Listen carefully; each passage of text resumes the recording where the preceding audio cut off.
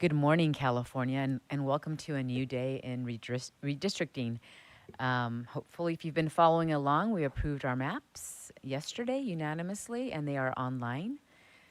Today, we will be having a full commission business meeting. And before we start, if we can take roll, Ravi, will you be taking roll for us?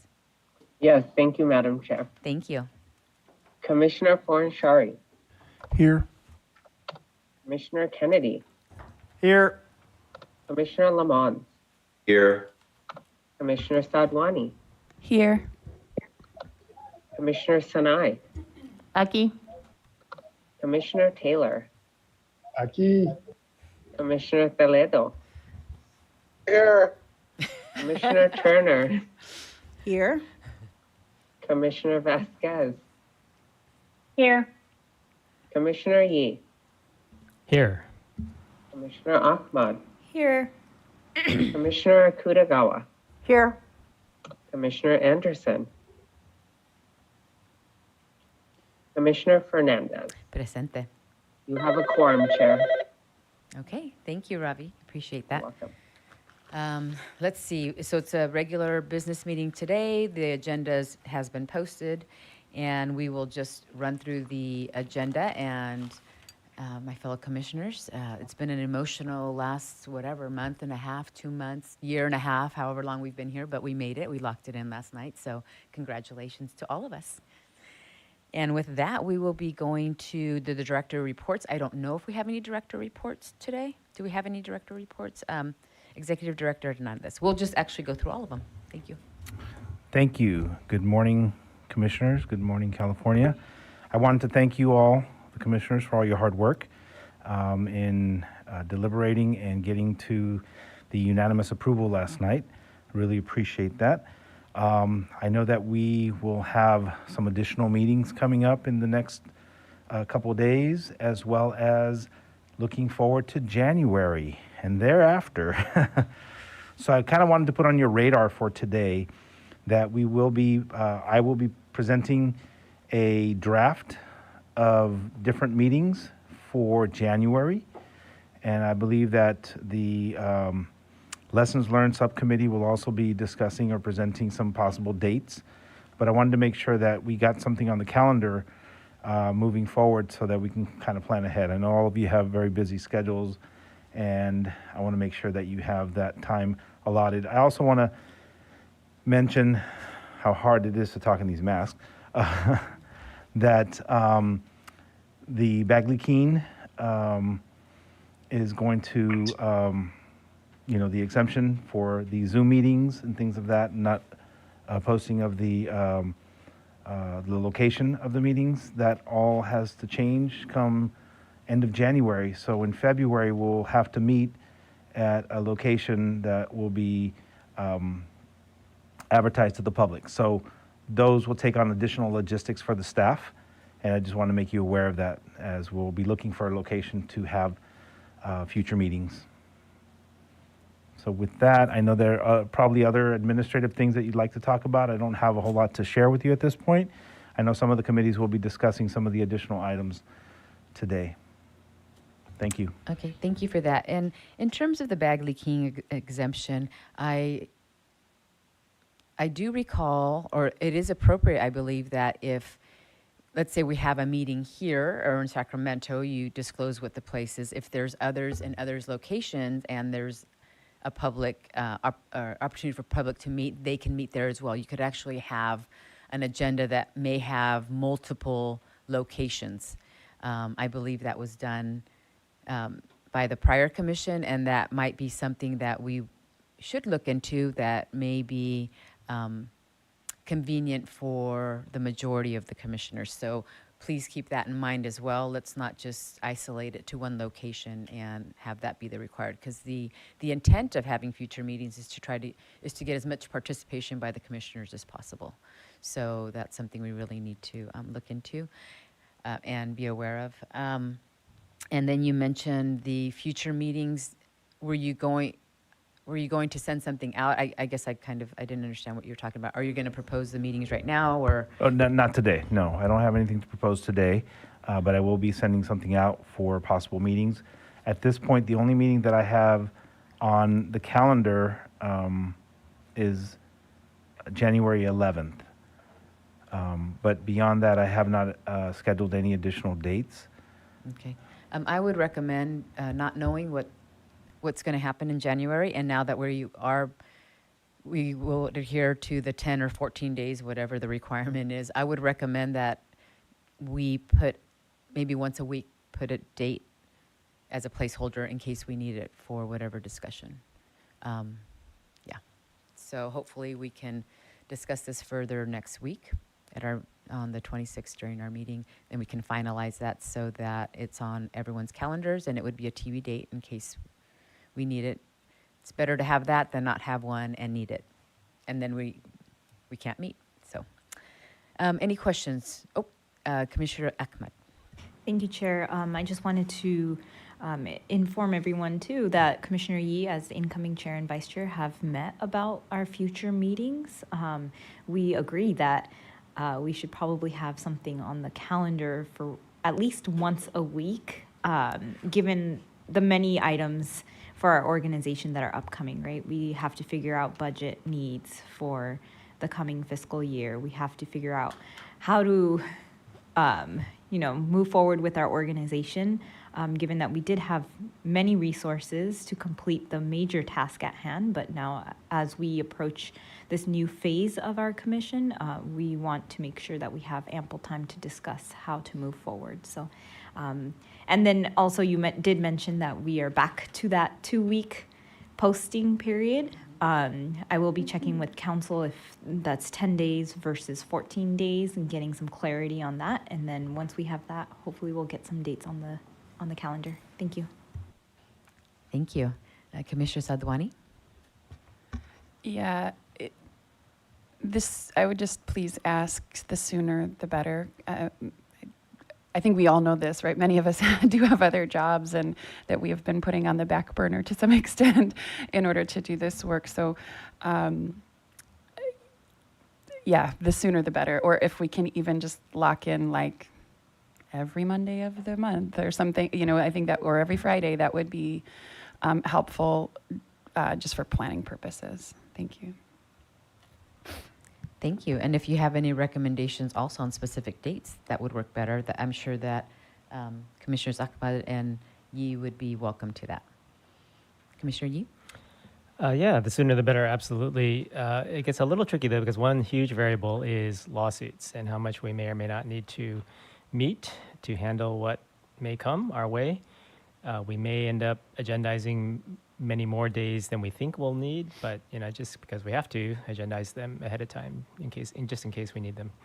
So that might get a little complicated, but we'll navigate that. Also want to mention the current chair rotation actually only does go through the 27th, I believe. So we'll need at some point to decide how to go forward from there, continuing the same rotation perhaps on a monthly basis, quarterly, or what. And we actually should think about this for the early 2022, but also for the next 10 years, actually. So 9 years. Thank you for that reminder. Right. We've already been here for a year. That's a great reminder. And I think how we did it last time was we kind of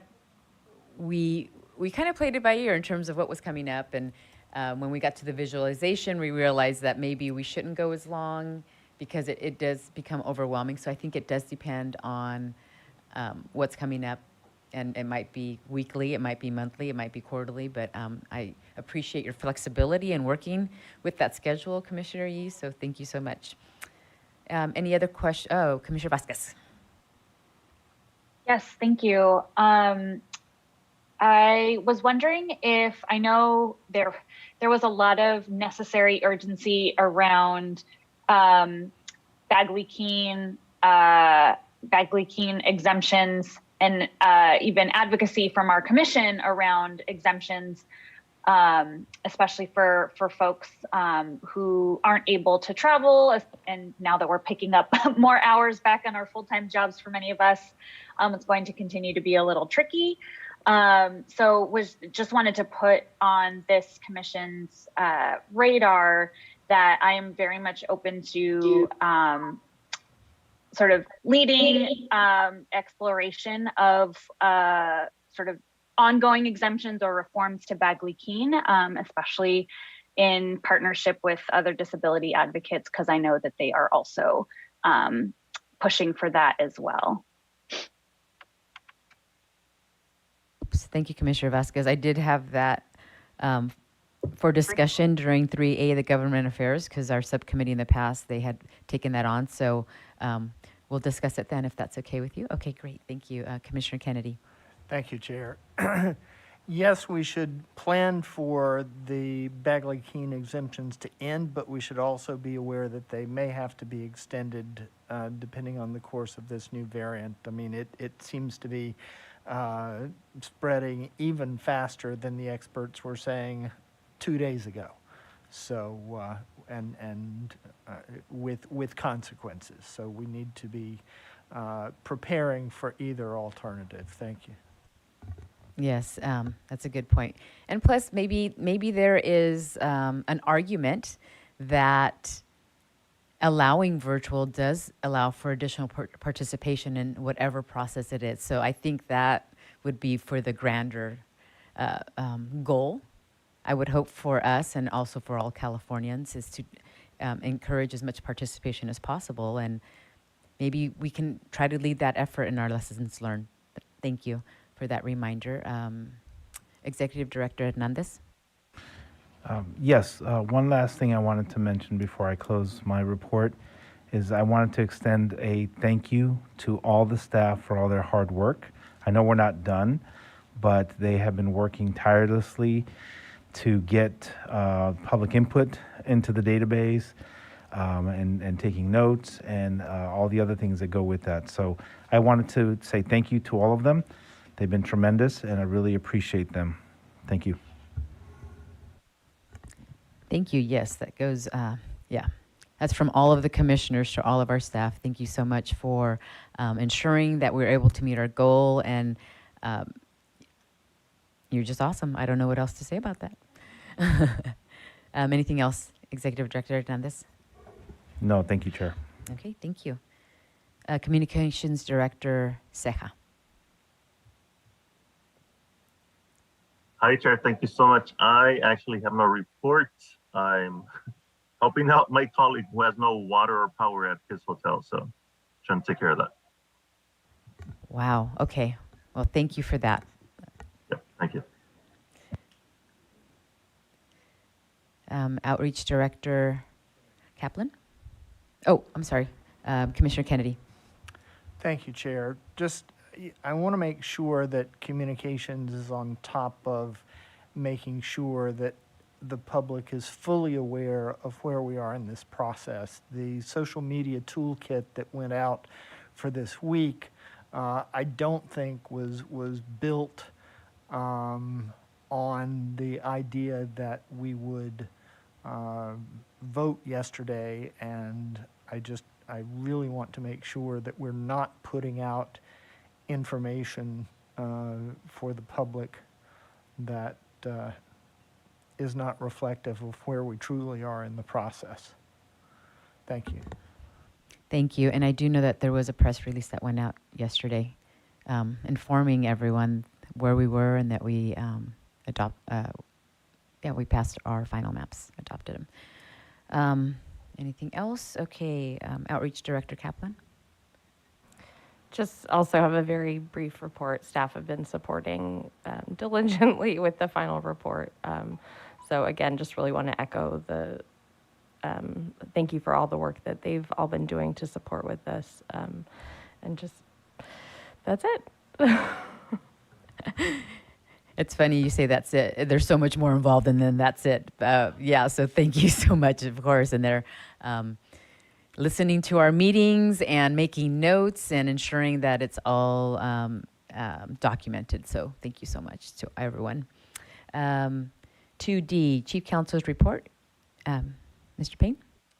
Thank you, Chair. Legal Affairs doesn't have anything to report at this time, but happy to answer any questions anyone might have. Status on the litigation contract, or? Status on the litigation contract is that we are still working with Gibson and Dunn to finalize details. They are responding, and we are working with the two commissioners who were set up to help assist with the subcommittee on that topic. And we'll work through them certainly to get us to the finish line. And as we do have business agendized, this will be an issue that will come back before the commission when we can get final approval for you all to vote on. And looking forward to it, I want to thank the staff as well. They have been dogged on going every day to try to get this thing done, and they will continue to do that. We still believe that we're able to get this done, and we anticipate getting it before you all as soon as possible. Thank you. Thank you. Commissioner Sadwani?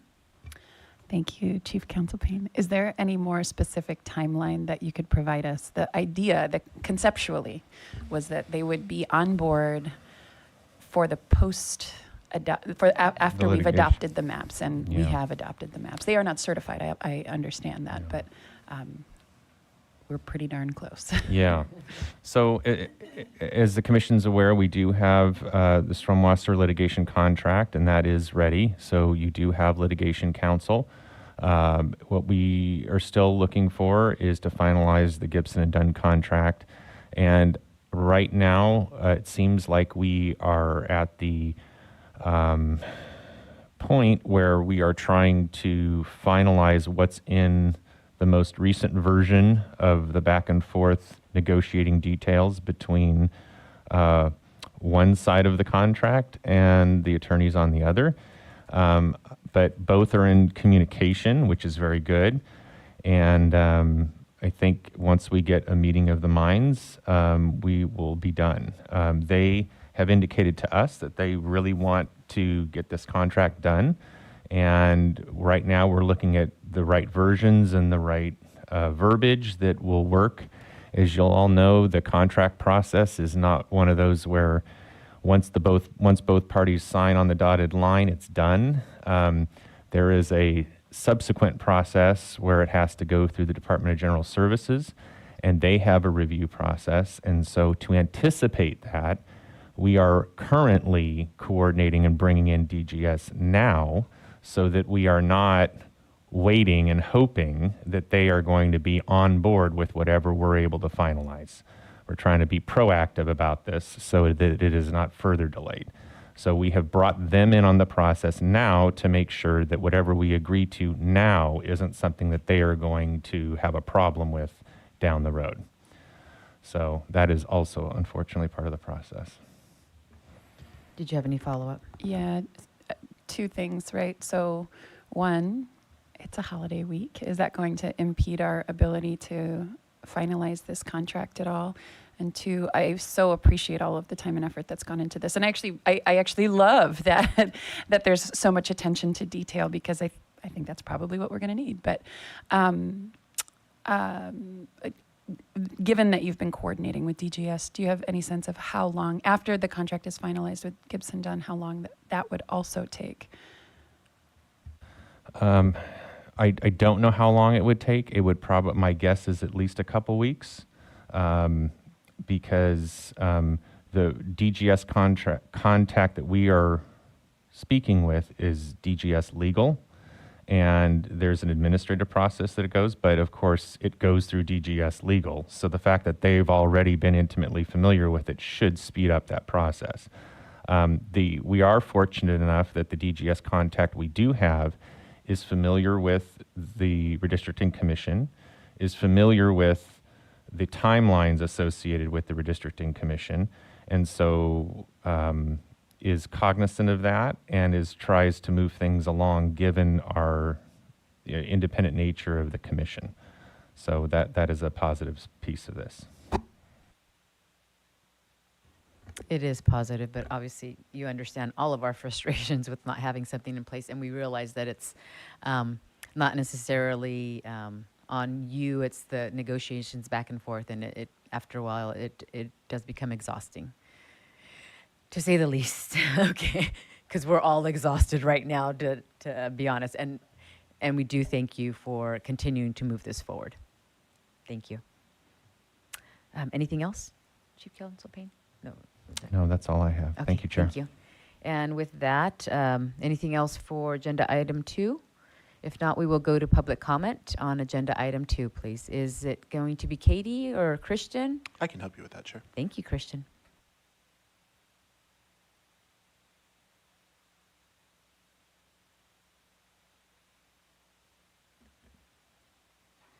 In order to maximize transparency and public participation in our process, the Commissioners will be taking public comment by phone on agenda item 2. To call in, dial the telephone number provided on the live stream feed. It is 877-853-5247. When prompted, enter the meeting ID number provided on the live stream feed. It is 879-0815-1544. When prompted to enter a participant ID, simply press the pound. Once you've dialed in, you'll be placed in a queue. To indicate you wish to comment, please press *9. This will raise your hand for the moderator. When it's your turn to speak, you'll hear a message that says the host would like you to talk. Press *6 to speak. If you'd like to give your name, please state and spell it for the record. You are not required to provide your name to give public comment. Please make sure to mute your computer or live stream audio to prevent any feedback or distortion during your call. Once you're waiting in the queue, be alert for when it is your turn to speak. And again, please turn down the live stream volume. We will have a 1 minute and 30-second time limit on public comment. We do have a couple of callers. If anybody has called in to give comment on agenda item number 2, please press *9.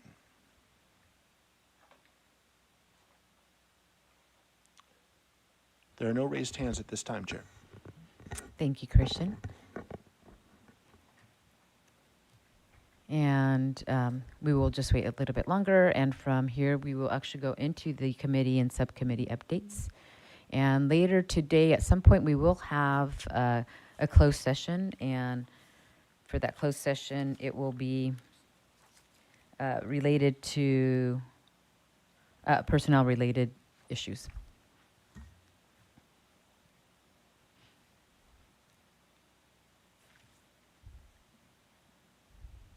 There are still no raised hands in the queue, Chair.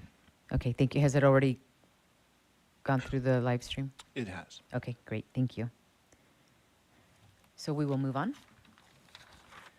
We'll move on to agenda item number 3A is Government Affairs Census. Commissioners Sadwani and Toledo. I don't believe we have any updates. No updates to to report, Chair. Thank you. Thank you. And so we did want to bring up the Bagley-Keene exemption. I know that the both of you took the lead on that last time for that communication to get, so I wasn't sure if something that willing to continue to do, because the exemption will end at the end of January. Absolutely, we can certainly write a letter expressing our desire to continue with the exemptions further, to help engage the public in our process and to also help our commissioners be more involved in the process. Thank you. Great, thank you. I was just going to say, I'm happy to also work with Commissioner Toledo on such a letter, but I know Commissioner Vasquez had expressed interest to, this is definitely an issue. I can't even think this morning. I'm sorry. No, an issue of interest. The public just needs to understand that we've been working hard. We've been little sleep, and we are just trying to find ourselves again. Yes, that's the best way I can place it. Yes. So yes. So how about if we talk to Commissioner Vasquez? Yes, absolutely. I was going to suggest if we needed a separate subcommittee or something like that specifically for Bagley-Keene, I think that might be right, because this might be a longer term project. Right. Exactly. Commissioner Vasquez? I'm happy to join a specific subcommittee on Bagley-Keene. Okay, so a new subcommittee, Commissioners Toledo. I know Toledo and Vasquez. Yes. Okay. Yes. Commissioners Toledo and Vasquez, are you willing to be on the Bagley King? Oh, wait. I don't, Commissioner Kennedy? I'd be willing to. I mean, I have no problem with it. And I'm fine to have Commissioner Kennedy and Vasquez take the lead on it too. So it doesn't. It's not a. Right. Okay. I don't see a problem with it being two Democrats. I'm sorry. I really don't. I know that we've tried to have from different partisans, but I'm actually, for me, for this purpose, I really see a benefit of Commissioner Vasquez because obviously there's that need, and Commissioner Kennedy has also voiced the concern for that as well. So Commissioner Anderson. Yeah, thank you, Chair. I do know Commissioner Kennedy is extremely busy with the Lessons Learned Committee, and this is something that I feel that this is something, it's also extremely important. It's not just for individuals, it's for total access for people of all levels of ability, and it's something that I would be happy to join Commissioner Vasquez on. Commissioner Kennedy. Thank you, Chair. I'm thinking further about this and wondering if we need a specific committee, a new committee on this, or whether this, as Commissioner Anderson says, really is a matter of engagement or outreach and engagement. And we already have an outreach and engagement subcommittee. Thank you.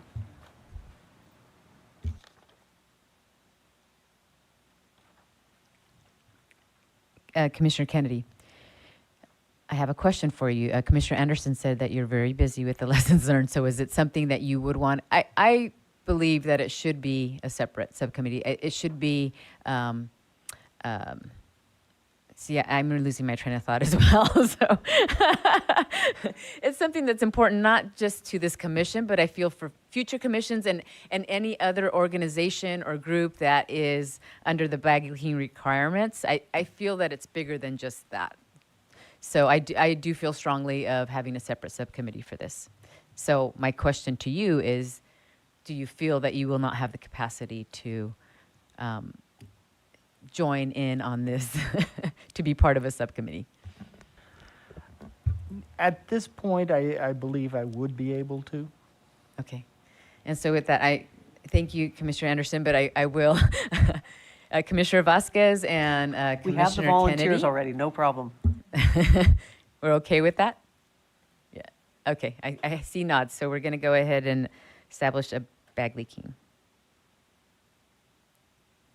Sorry, I've got to write this down. Kennedy and Vasquez. Okay. Thank you both very much for championing this issue. Anything else from the government affairs? I think that was it, right? That was it. Okay.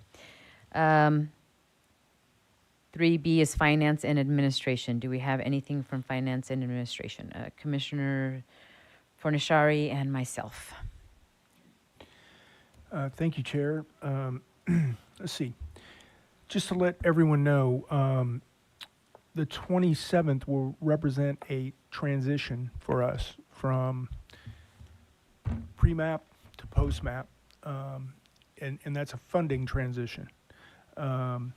So we'll go from, the funding that we had to get the maps done to a different pot of money.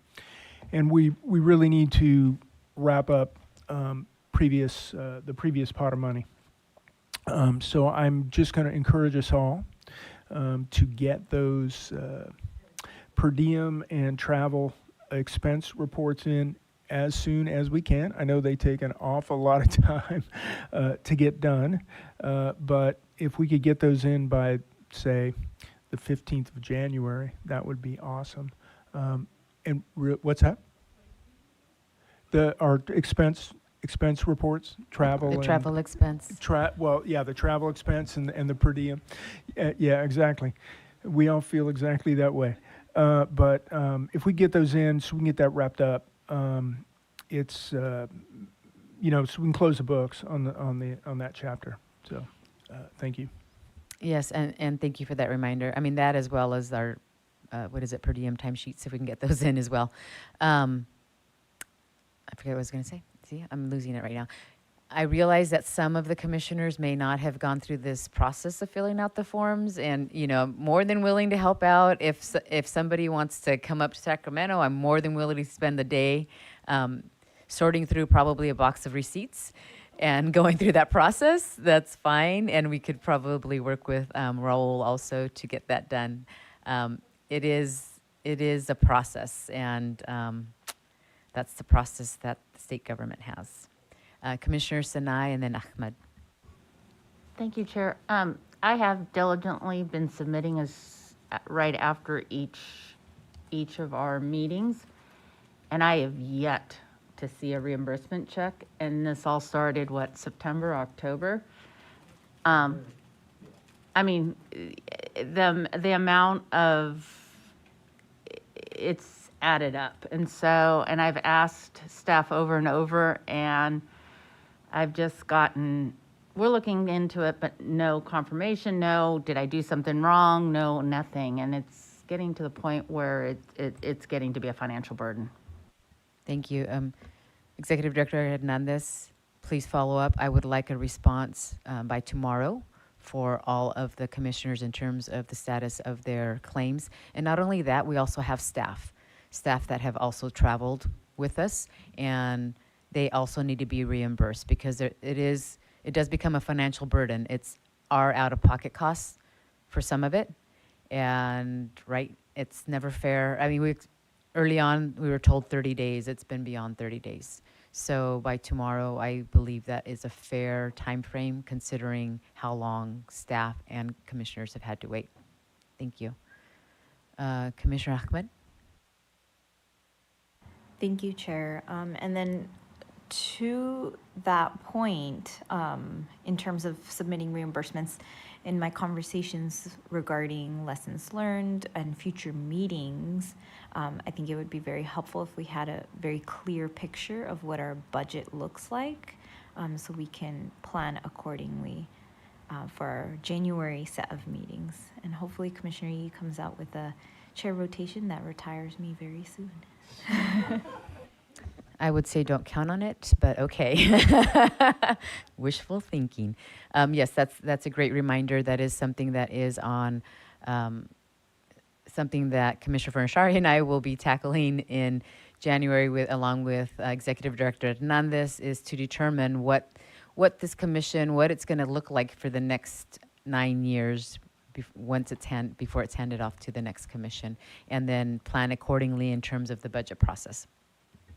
One other thing, Commissioner Fornashari had mentioned that, on the 27th, it's a different funding mechanism, and we have submitted the letter asking those funds to be released. It has not been approved yet. We don't believe it's going to be an issue, but we just wanted to make sure everybody was aware of that, and hopefully we'll hear back soon from them. Anything else from Finance and Administration? That would be a negative. Okay, so we're moving on. Moving on to the Gantt chart. C, so that's Commissioners Kennedy and Taylor. Thank you, Chair. Commissioner Taylor and I spoke the other day. He is in the process of compiling some very specific dates from the latter portion of our calendar. How many days at what point spent doing what during the mapping phase, so that we can build those into the Gantt chart so that we do have a very complete Gantt chart to turn over to the 2030 Commission. Commissioner Taylor, I don't know if you have any further items to report. No, I think that's it. I have a clear picture that we want to be able to document those days and the time it took, so that again, they have a clear picture and an idea how it all fits within the structure of the process. Thank you. Great, thank you. And it'll be great to see that we met our deadline of 12/20. Congratulations again, Commission. I had worked, and the only reason, I'm not the only reason I say that, I worked in project management, and so many times deadlines are just extended, and we really didn't have the option to extend our deadlines, but we met our deadlines and we did a great job. So it was phenomenal. So thank you. Agenda item 3D is outreach and engagement. Commissioners Sinai and Fornashari. Nothing to report at this time. Well, one thing, and this probably is just check your emails pretty consistently to see if we need someone for press meetings and such, because they'll be coming up and they'll be quick. So just check and let Freddie know. Thanks. Thank you. Agenda item 3E, materials development. Commissioners Kennedy and myself. Chair, this is perhaps one of the more significant items on the agenda for the day, unless we've agendized it separately. You and I have been working together on drafting some additional language for the report that is legally required to accompany the maps that will be submitted next Monday to the Secretary of State. After we drafted that and exchanged comments and so forth, we realized that we needed to be more focused on the mapping, and we turned the kind of day-to-day management of the report over to our legal team, who have done a good job eliminating some duplication in the report. The draft report does borrow heavily from the 2010 Commission's report, particularly in the description of the legal framework. There have been some minor changes to the legal framework since their report, but largely the legal framework has remained stable, and therefore we didn't feel there was a need to reinvent the wheel on that. We are working with staff. Our staff are developing the draft description of the 176 districts that have to be part of the report. So you and I will be reviewing those, making sure that they're generally of the type and level of detail that we were looking for. Commissioners have been asked to provide comments on the draft report, the body of the report, and I understand that the main portions of the body of the report have been distributed to commissioners and posted on the website.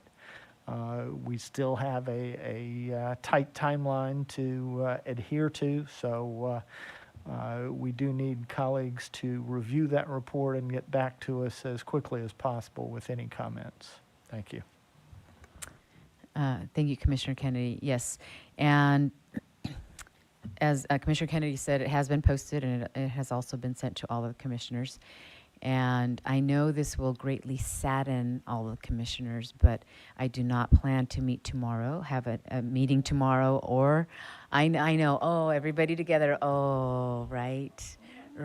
But there is homework. So the homework is,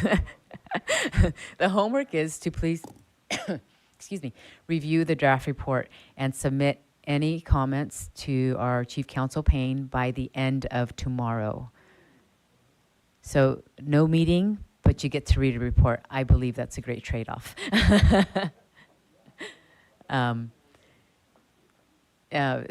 Chief Counsel Payne, did you have any questions on that, or I'm sorry?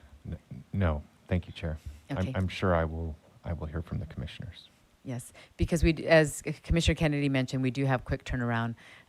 Fortunately, they are helping us with all the edits and merging everything in. We still have the VRA portion that needs to be filled in that is currently being drafted as well. And all of that should be consolidated, and plus all the appendices that our line drawers are putting together regarding all the districts, the maps, descriptions, not descriptions, but in terms of like what cities and towns are associated with every district. So all of that information is right now being consolidated, and prior to the 26th, we should have that and then be ready to discuss it on the 26th, because that will be what we will be voting for as well on December 26th. Are there any questions? Executive Director Hernandez? Yeah, I just wanted to confirm, you said no meeting tomorrow? And then also no meeting on Wednesday? Or, I do not what day is believe there's today? a need for a meeting tomorrow or Wednesday, or what's today? What's today? Today's Tuesday? Okay, Tuesday. So we were scheduled to have a meeting on the 22nd and the 23rd. I do not believe we need to meet. Is there anyone that sees a need to meet on the 22nd and the 23rd? And if you do see a need to meet, you may want to leave the room right now. Commissioner Kennedy.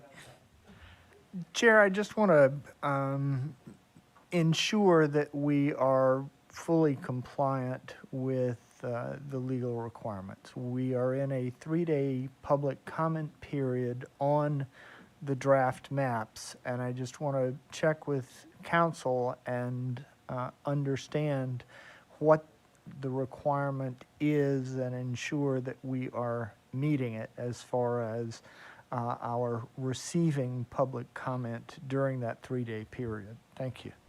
Thank you. Chief Counsel Payne. Thank you, Chair. I'm sorry, my camera doesn't want to turn on right now. The statute requires, as Commissioner Kennedy mentioned, the statute requires a 3-day comment period. This commission will take the comment. There are various ways, as all the commissioners know, there are various ways every day to provide public comment to the commission. And the public would utilize those various ways. Those are on, they could call in, they could write in, they could email voters first.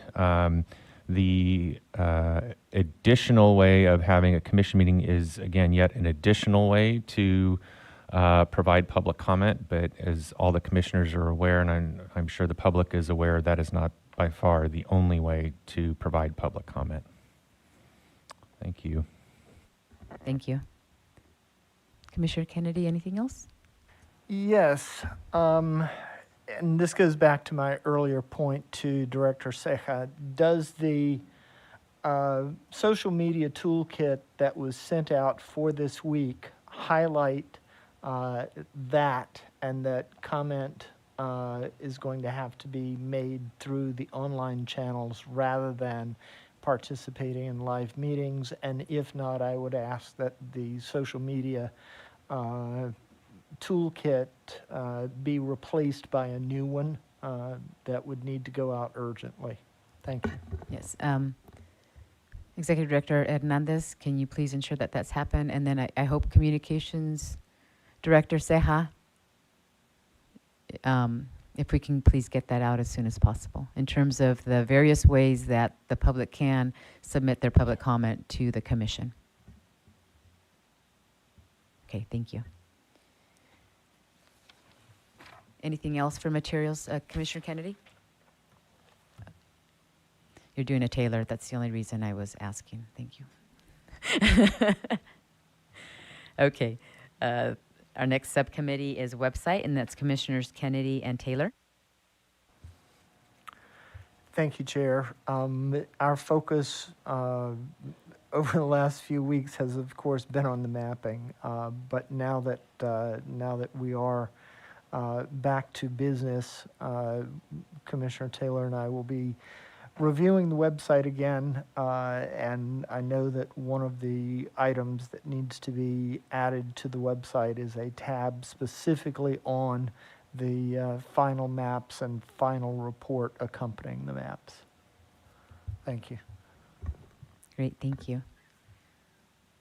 Sorry, I just lost there it is. Commissioner Sadwani and Commissioner Yee. Yeah, I just wanted to ask Commissioner Kennedy and Taylor, one of the things that we really struggled with, and I'm sure it'll also be a part of lessons learned, so I know you're doing that work too, but one of the things we struggled with, of course, when we were first starting up was figuring out the 2010 website, what to do with it, how to archive it. Just wondering if that's kind of a part of your thinking for the future. I mean, I do kind of wonder what, as the months go on, what's going to happen to our website? How are we going to maintain it in a post-staff world? And what does that mean for the 2030 Commission and archiving all of these public documents? Thank you for that, Commissioner Sadwani. That has been a concern for some time. I have been in touch with staff of the State Archives Division of the Office of the Secretary of State regarding this. They are in the process of consulting some other colleagues and are going to be getting back to us.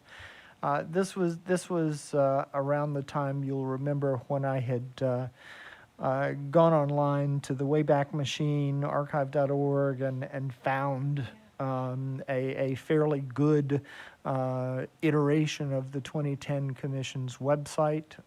We have the issues that we're aware of with California Department of Technology not allowing us to maintain the 2010 website unless it is fully compliant with current accessibility guidelines, and we've been told that just is not a realistic option for us. So I am in contact with and intend to work closely with the Archives Division of the Office of the Secretary of State to ensure that the public has access to the 2010 Commission's website, to as much of the content of the 2010 Commission's website as can be found anywhere. And I've even been speaking with our video team the last couple of days about videos from the 2010 Commission that might not currently be accessible elsewhere, and how to get those videos back. Looking at the ongoing accessibility of our website, and of course that also has a budgetary implication, which I've been discussing with Executive Director Hernandez. But you're right. I mean, having worked at the Library of Congress, where our business was to maintain knowledge for all posterity, I'm very sensitive and do want to ensure that the materials, the information and materials on our website remain accessible, not just for the 2030 Commission, but beyond. This is vitally important, and if we want to serve as a model for other independent citizen redistricting bodies, which I've always hoped we could be, then access to all of our materials is going to be a part of that. So I'm very much committed to that and continue to work along those lines. Thank you. Thank you. Commissioner Taylor, did you want to respond to that or go after Commissioner Yee? No, I'd like a chance to respond. Yes. So again, Commissioner Sedwani, and I guess it's a sign of the times as improvements change, technology change, this is just a mechanism that is going to be used. So we have to find a way to archive and keep this information. And while it might not have been considered in the past, it's something that has to be considered going forward. So yes, that is definitely a concern for us, and it's a method that we're looking to, and Commissioner Kennedy definitely has championed that issue. So that is of high concern. Thank you. Great, thank you. Commissioner Yee? Yeah, I just had the same concerns, and just thinking this must be an issue across statewide government, right? Accessibility, archiving, and so forth. Certainly would hope there's some way to keep all of our materials on a stable, permanent website with stable, permanent links, that don't go away and disappear after people, write articles that reference them and things like that. So very much appreciating the efforts, but also knowing this world is unfolding in unpredictable ways, and you're finding it to be quite a complex task. Thank you. Commissioner Kennedy? Thank you, Chair. As part of my research on this, I discovered that archive.org has a variety of working groups. One of the working groups is, in fact, a California government archiving working group, and their stated intent is to ensure that documents of public interest generated by California government entities remain accessible to the public in the future. Now, the issue that I've raised with them is, the 2010 Commission had a .ca.gov domain for their website. We don't. And I'm trying to ascertain from them whether that means that they are not automatically collecting and archiving it, and if not, if we can get them to put it on some sort of manual archiving calendar, so that even though we have a .org domain for our website, it is considered to be equivalent to a California government, .ca.gov website, and archived in the same way. Thank you. Thank you, Commissioner Kennedy, and thank you for continuing to champion that for us. Any other questions or any other updates for website? No? Okay. We'll move on to data management, 3G. That's Commissioners Ahmed and Turner. Thank you, Chair. We have nothing new to report. Just wanting to say we are really excited about how the ultimate product performed. Thank you. Yes, I would have to agree. What a great product, not only for us as commissioners, but for the public. I just checked and we're just under 36,000. That's just incredible. So thank you for bringing this forward. And Tony, awesome. And Paul Mitchell on our side, or for the commission. Thank you so much for your wonderful work and putting this together. It was quick, and it was, for me, that's a non-tech person, easy to use and easy to navigate through. So thank you so much. It definitely did suit our needs and was very helpful as we were navigating through all of the community of interest information while we were drawing the lines. So thank you so much. You're welcome. Commissioner East. I would just also add thank you to USDR, who initially brought up the idea too. But all of the data is up there. Maybe when I'm bored in a couple of years, I'll do some qualitative analysis, see what came out of that. But all of that data is out there for anyone and everyone to utilize. Sounds like a great master's project or some thesis project or something, or maybe doctorate, who knows. Okay, so 3H is Communities of Interest Tool, Commissioners Kitagawa and Kennedy. We do not have anything to report. Thank you. Okay, thank you. 3I is Incarcerated Populations, Federal Facilities, Commissioners Kennedy and Turner. Thank you, Chair. Given the focus on the mapping, I have not been focusing on this. I do still have a draft letter to finalize and send back to Bureau of Prisons. My subsequent research brought up that a number of states, an increasing number of states, have language in their legal framework requiring them to reallocate individuals in federal custody. So if states like Connecticut already have language on the books requiring them to reallocate individuals in federal custody, then I think we will also be reaching out to those states that currently have such language to find out at a practical level how they do that, so that we can put in place at least recommendations, if not procedures, for the 2030 Commission to consider in order to be able to reallocate individuals in federal custody. Thank you. Yes, thank you, because they could run into the same problems that we did, that you don't get the information from the federal government, so I'm not sure if you randomly allocate it, but thank you for continuing to look into that. 3J, lessons learned, and Commissioner Ahmed and Kennedy.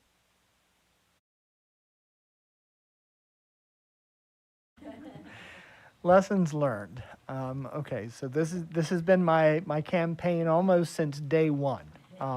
That we received very little as far as lessons learned coming into this. We certainly appreciated the handbook that the 2010 Commission prepared, and that was helpful. The League of Women Voters commissioned a report, which likewise was very helpful, but I have wanted to ensure that we, after the maps were completed, sit down for a robust lessons learned discussion. My thinking on this, I mean, we've talked about timing.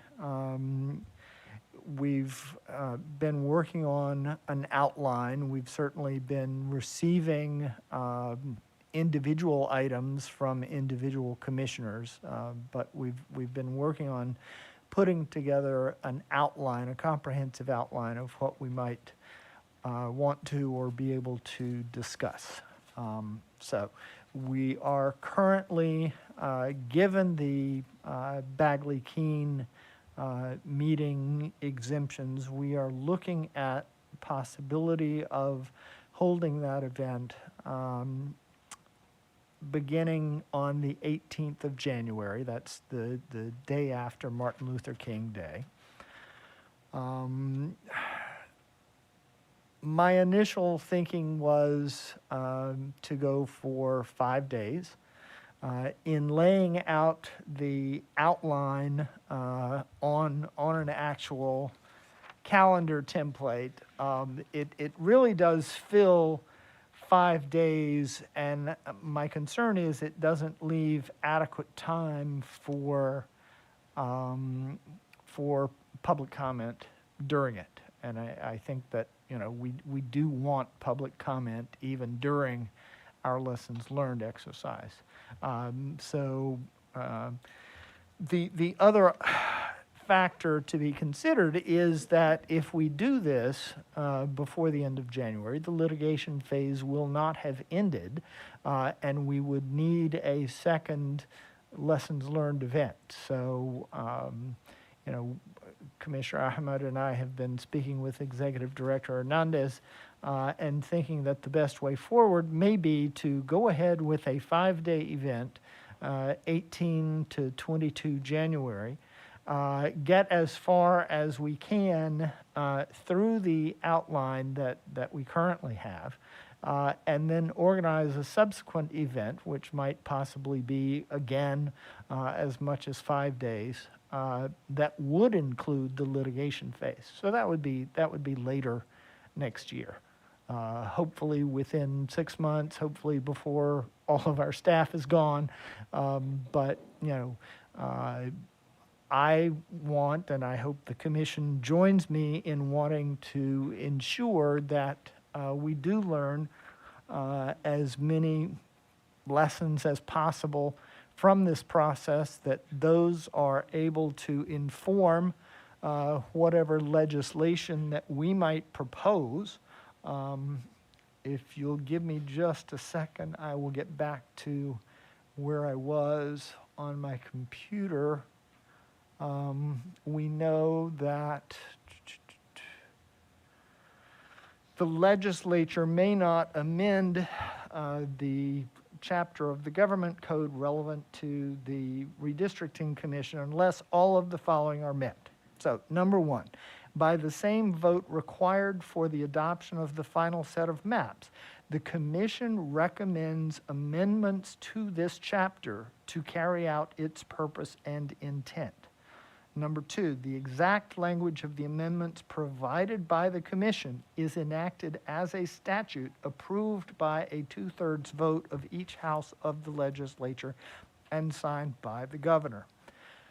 Number 3, the bill containing the amendments provided by the commission is in print for at least 12 days before final passage by the legislature. Number 4, the amendments further the purposes of this act. Number 5, the amendments may not be passed by the legislature in a year ending in 9, 0, or 1. So conceptually, we become an ad hoc committee to draft changes to the statute governing future citizens redistricting commissions in California. That's very important work. And I want it to be informed by a serious discussion of what we have learned along the way over the last 18 months. We are, again, we're looking at 18 to 22 January for phase 1.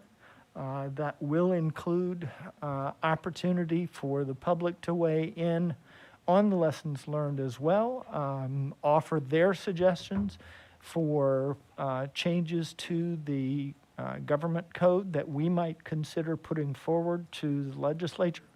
And then once the litigation phase is over, we would have a phase 2. We would complete the items in the outline as well as looking back at the litigation phase. And then Commissioner Ahmed and I would take the inputs from those, draft a comprehensive lessons learned report, table that before the commission, and we would initiate a discussion of what changes we might want to propose to the legislature. Thank you. Great, thank you. I'm going to go to Commissioner Ahmed. Are you sure? Okay. Commissioner Sinai and then Commissioner Vasquez. Thank you, Chair. Yeah, I look forward to our conversations. My only question, and I'm sure you all thought about this, is should we wait till after the litigation window before we start having conversations on lessons learned? Because we want to be able to have honest and open conversations, and things can be taken out of context.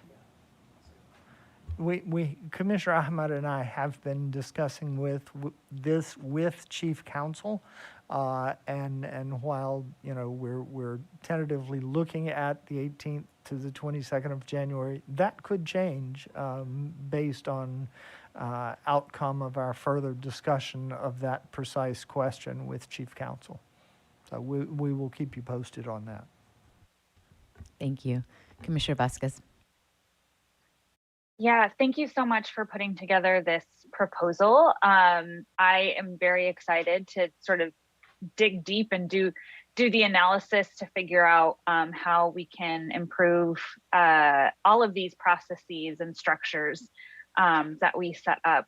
That being said, I'm curious if there's some flexibility in terms of a 5-day meeting in January to start this conversation. I personally am fried. And I also know that I have a patient, but probably growing less patient by the day family and employer that is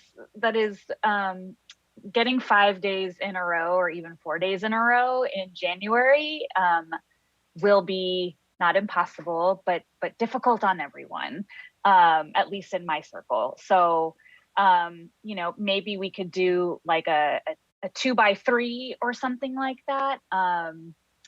Yeah, so just wanted to name that I need some rest. And that's a great point because December, I don't even want to say we met every day except for 2 days because those 2 days we were still working. So it's, we're tired, and plus our employers, their patience may be waning at this point. Commissioner Sadwani. Yes, thank you.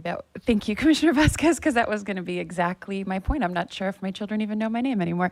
So yeah, I think that the timeline, I can say now, and even earlier when Executive Director Hernandez was talking about January dates, I don't have these dates on my calendar, and I can say no, I won't be able to attend those days. That being said, and I completely agree about taking a break.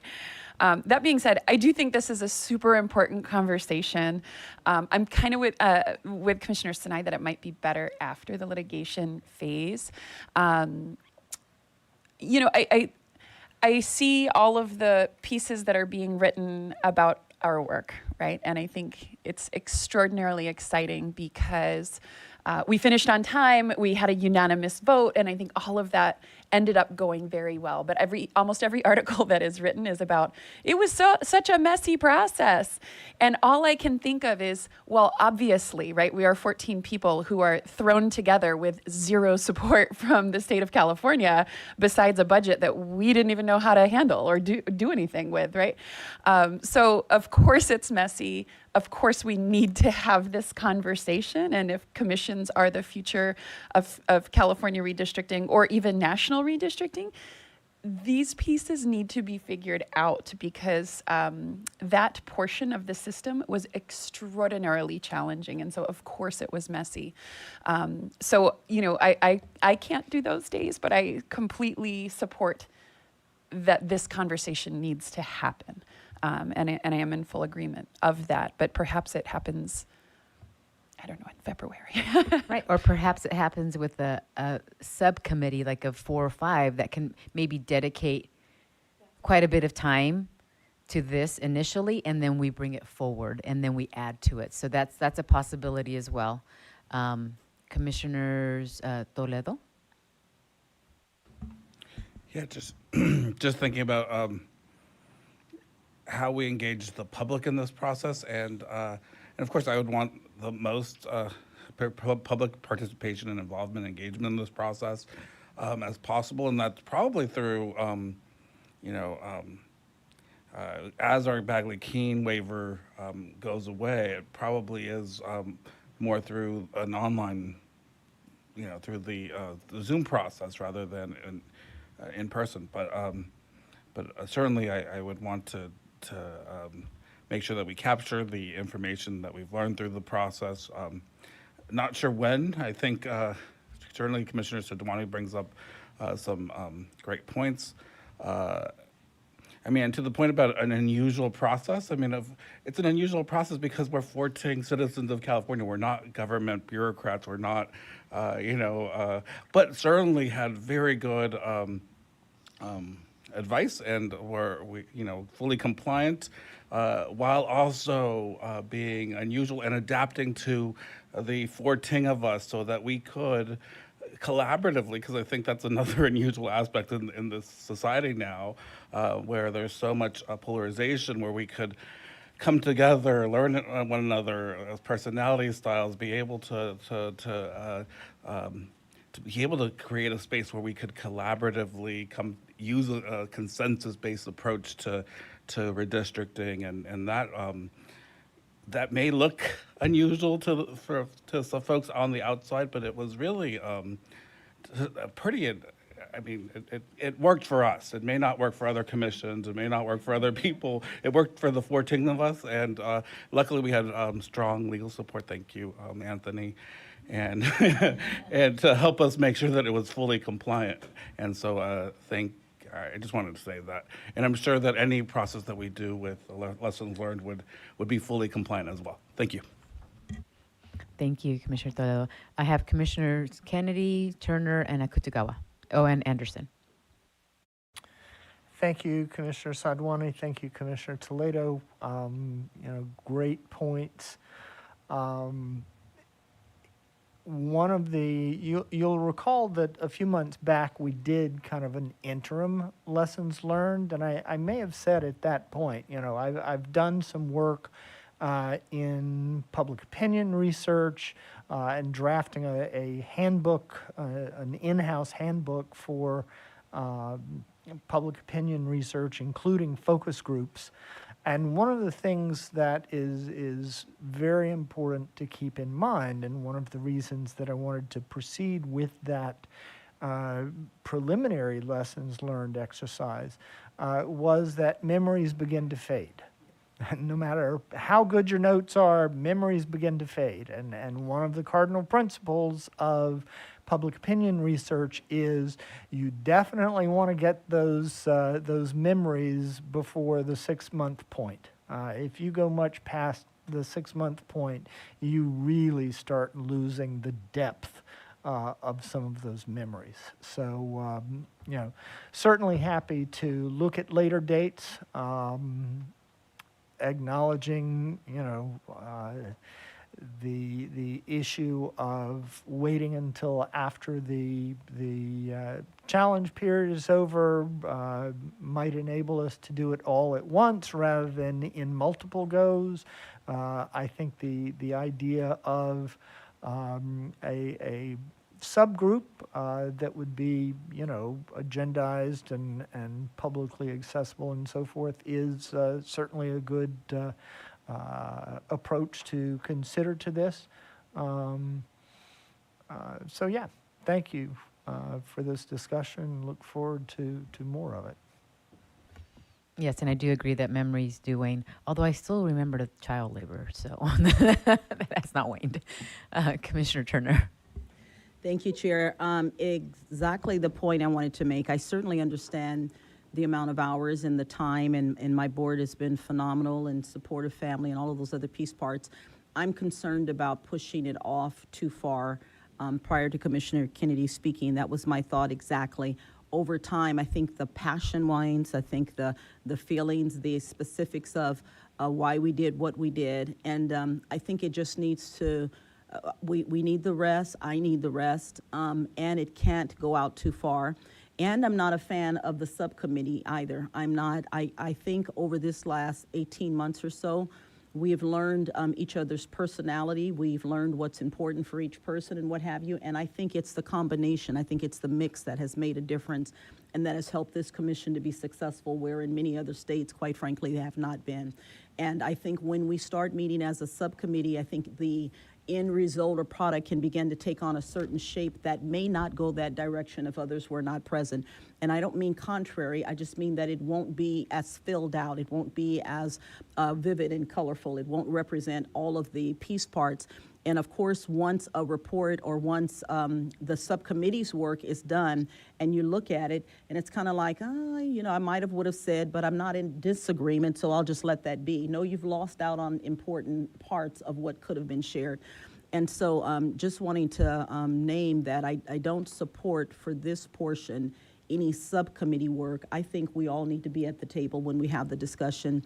I'm trying to wade through what did and did not work, where we felt really good about, what we wish would have, could have happened, et cetera. And I think that would be powerful. I'm really excited about the opportunity for us to be able to do the work required so that we will have a good end product that can perhaps steer, guide, advise future independent commissions going forward. And I think the best way to achieve that is for all of us to be at the table with our sharpest memories possible, weighing in on this process as soon as we possibly can after just perhaps a tad bit of rest. Thank you. And of course, let's not wait until this is scheduled. I've been writing down notes, so I hope everybody's been writing down notes because I know my memory is going to fade. So hopefully everyone's doing the same. Commissioner Kutagawa. Yeah, I'm glad to hear what Commissioner Turner said, because that was going to be my point too. On the subcommittee, I'm not a fan of that. I am concerned about voices being perhaps not heard if we start with the subcommittee. I would perhaps recommend something opposite if there's a need to do something different, which is start out with the entire group and then finish it with a subcommittee to then refine perhaps all of the inputs that would be gathered. I think just generally speaking, I think all of us would also like to weigh in initially as well too, given the roles that we've all had. I also want to just speak to the timing. I think this is one of those areas where personally I could go either way, but in hearing what Commissioner Kennedy and Turner said about memories fading, even if we write down our initial ideas, I think what happens is that we just may write down certain things, but then when we hear someone else say something, it's like, oh yeah, I forgot to mention that, or I forgot to write it down. And I think that's been part of the magic of our work together, is that I really feel like we learn from each other, and where even though one of us may not say something, someone else will say something, it's like, oh yeah. And that doesn't mean that because we don't say it, we don't support it, but it's just like, there's only so much we can retain and I think bring in. And so I would like to see us just try to address some of it as we can sooner rather than later, but also with in mind litigation. Maybe it's not 5 days, maybe it's 2 or 3 days. And then we continue to do further work and refinement later on. Thank you. Thank you, Commissioner Anderson. Yeah, thank you. I completely agree with both Commissioner Turner and Commissioner Kutagawa. But I have a slightly different item. The commission has our ideas and our input, which is completely valuable, but the public also does. And we're sort of trained right now to, what's the latest, what's going on. I would really like to capture the public input now while it's fresh. And that could be like a couple of days of literally just public comments and public input. Because if we wait for that, we will certainly get the input from the groups and our avid followers who we dearly love. But we'll miss out on just the person who happens to call in because it's very important to them. That window will be gone. They will not, said, oh, they might think of it later, but they would never pursue it later because it would be out of sight, out of mind. So I'd like to get the public's input on lessons learned as soon as possible. But that could be, again, a couple of days here, a couple of days there, something like that. Thank you, Commissioner Vasquez. Yeah, just wanted to agree. I think I do need rest and a short break, but agree that would love to have this conversation as a whole and sooner rather than later. And just also maybe recommend the compromise instead of 4 days, 5 days of marathon meetings. Again, maybe we do like a 2 and a 3, or set aside the month of February or March and we do 4 Fridays, 5 Fridays in a row, sort of a thing. So I definitely think there's a way to have this conversation soon, but also allow folks a little bit more flexibility than we've been able to have for the last 6 to 10 months. Thank you, Commissioner Kennedy. Thank you, Chair. I don't recall how much of this I shared when we went through the preliminary lessons learned. The last time I facilitated one of these discussions, at the end of the process, I had, I think, over 1,200 discrete inputs that I had transcribed from the whiteboard. Took those 1,200 plus inputs, coded them as to the topic, and then distilled them into a 10-page summary that went to a group that then sat down to develop legislative recommendations. The other key part of this, I think, is that I organized it around a modified SWOT diagram. So instead of strengths, weaknesses, opportunities, and threats, we looked at strengths, weaknesses, innovations, and recommendations. So looking at strengths and weaknesses of the process, looking at what was different about 2020 compared to 2010 would be the innovations element. And then recommendations are recommendations. But I found that framework to be particularly useful for this type of exercise. Thank you. Great, thank you. Commissioner Ahmed. Thank you, Chair. After hearing this discussion, I think I am too of the mindset that we should probably push this out until mid-February.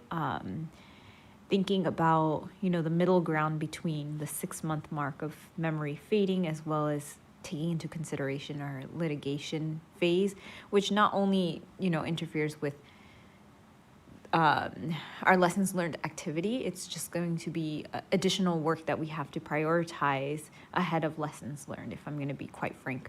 If there are needs for the commission to be present for certain items related to litigation, that would, in my opinion, take priority over a lessons learned activity. So, and then also hearing that folks are tired and sleepy and hungry, just wanting to make sure that we have that time to decompress before we jump back into it. We are here in a marathon, not a sprint. We will be sitting in these seats until 2030. So I believe we have a lot of time to get all these pieces in play and really strategically think about our budget and what items we want to prioritize to work on for the next, how many years do we have left? 9 years, 9-ish years. Thank you, Chair. Thank you. I like the analogy of a marathon, so I appreciate that. Commissioner Sanai, Fornashari, Turner, Yee, Kennedy. Thank you. The only thought I had was that a lot of us could meet, you know, so that we don't lose things. Our subcommittees can meet, you know, in groups of two, you know, our subcommittees to start thinking through some of the lessons learned and what, you know, to make sure we don't lose it. I do think that as we start talking about it, a lot of our memories will come back.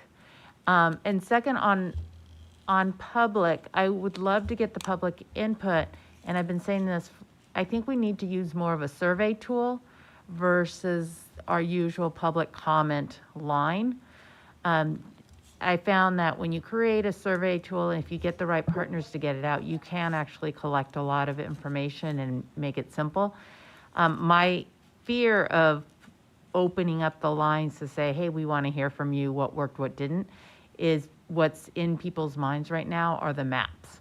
And we will get more input on how we can improve the maps, and it won't necessarily be on the process. But when you use a survey tool, you could be a little bit more precise on the questions you're asking and the input that we're looking for. And after we collect the survey stuff and we share it out to the public, then we can get public input on that. Thank you, Commissioner Fornashari. Yeah, excuse me. I like the idea of the subcommittees beginning to think about, you know, their specific areas ahead of time. I'd also like to see kind of the list that we have at this point of, you know, if we'd share that with the commission. So just to help me begin to think and add and be a little bit ahead of the game when we meet. So that while it's fresh. Thanks. Thank you, Commissioner Turner. Thank you, Chair. Not any longer on this topic. So when we finish all of this, before you go to the next subcommittee, I have something. Okay. Commissioner Anderson, you still have your hand up, but I think that was from the initial time. All right. Commissioner Yee. Yep. Yeah, I like the survey idea. You know, we got to make this easy for people. And, you know, we have our usual mailing list. We also have probably contact info for so many people who have submitted input. You know, they could be sent some kind of quick survey that they could just respond to in 20 seconds, you know, and certainly not have to call in and wait in the queue. I think even a survey tool for us might be good, like soon, you know, and just start capturing, you know, semi-randomly, you know, thoughts that we have, and not lose them and have them start gelling on paper for when we do actually meet and work on this lessons learned full effort. Separately, just I could use a reminder maybe from Anthony on when the exception expires and what that will actually change to how we do things, and if we don't get it extended. Sure. Commissioner, so as you know, we have a 3-day notice period until the 27th. And then after that, we have our sort of back to quote normal 10-day period for taking public comment. There's a notice requirement for 10 days. Is that, and then, so from here up, from that point forward, we would be operating under the more traditional Bagley-Keene time requirement, which would be a 10 days for if we're seeking public comment from the public. We'd be agendizing any agendas for 10 days. Yes, and then the actual the exception for virtual meeting expires. Yes. Yes. So there was a change in the law, as you all may be aware, that, and it does expire January 31st. Currently, it expires January 31st, but it is I wanted to note it's a change in statute. It is not an executive order waiver of any kind. It is in the statute, in the government code, and it expires January 31st, and it mainly upholds all the requirements of Bagley-Keene. What it allows for in that time period is for state bodies, public bodies to meet sort of virtually without having to meet in a physical location and have to publish the location of that meeting. This enables any member of any state public body to essentially meet and be present and vote from their home without having to publish an address, a home address. That exemption would change after January 31st. So the telework or the electronic meeting is still available. Commissioners and state members of a public body can still meet virtually, but we would have to agendize any commissioner who the address from which they are meeting. But you can meet virtually. You do not have to meet in a physical location altogether. But the locations where we do have sort of, I'll just call them satellite meetings or satellite locations, would need to be published as part of the agenda. Thank you. We've got 3 more minutes to our break. Commissioner Kennedy? Thank you, Chair. This is also a question for Chief Counsel Payne and coming from, I guess it was Commissioner Ahmed's question earlier. Can you provide us with any sort of estimation of the required level of effort for commissioners during the litigation phase? It doesn't have to be global. It could be on a per process, per suit basis, but I think it would be helpful for all of us to have a better understanding of what the required level of effort for us is likely to be going forward in relation to any litigation. Thank you. Yes, Commissioner Kennedy. So to your point, I think the level of effort will vary. It will vary from record gathering to potential depositions if necessary. And so that would be obviously including a physical location and answering questions under oath, and potential presence at any hearings that may be required in an actual case for oral argument or as a witness during a hearing. So all of those are possibilities. Of course, that all depends on a litigation timeline.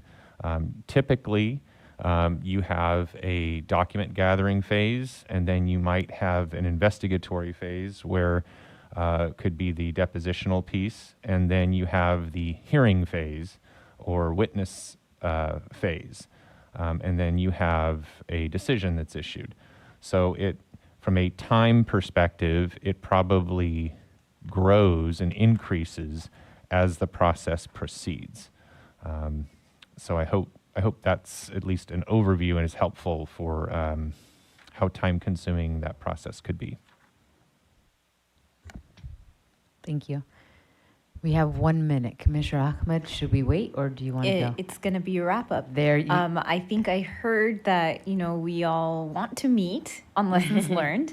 We want a little bit of a break, some breathing room, but not too much breathing room so we don't forget. So what I propose is that Commissioner Kennedy and I take this information back and bring it back to the commission with a full proposal. We will have a better idea of what the budget looks like, so we can work with Alvaro on developing that and bring it back to the commission for consideration.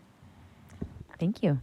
Sounds great. I do have Outreach Director Kaplan and then also Commissioner Turner, but we are at break. Can we just hold off until break? Okay, great. So we're going on break and we will be back at 11:45. Thank you.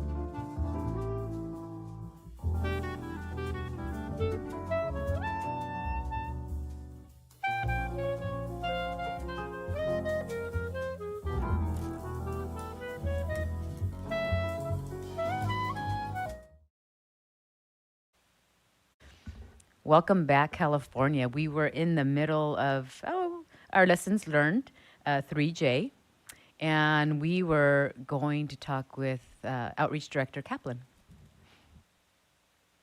I just wanted to highlight with the timeliness also of a lot of the local independent commissions that are wrapping up, that there's some opportunity to hear some lessons learned with those as well. So I'm happy to work with the subcommittee to convene some that I have been in touch with over the course of the year before they roll off as well.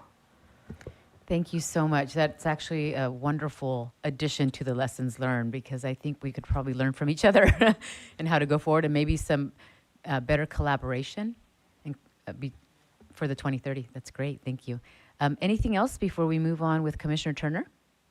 Okay, Commissioner Turner. All right, thank you, Chair. Before we go to the next subcommittee, I wanted to ask if you would, as Chair, as we're going through these subcommittees, consider sunsetting some of them so that as we get ready for our next meetings that have to be agendized, we don't have to continue running through subcommittees that we know are no longer operational.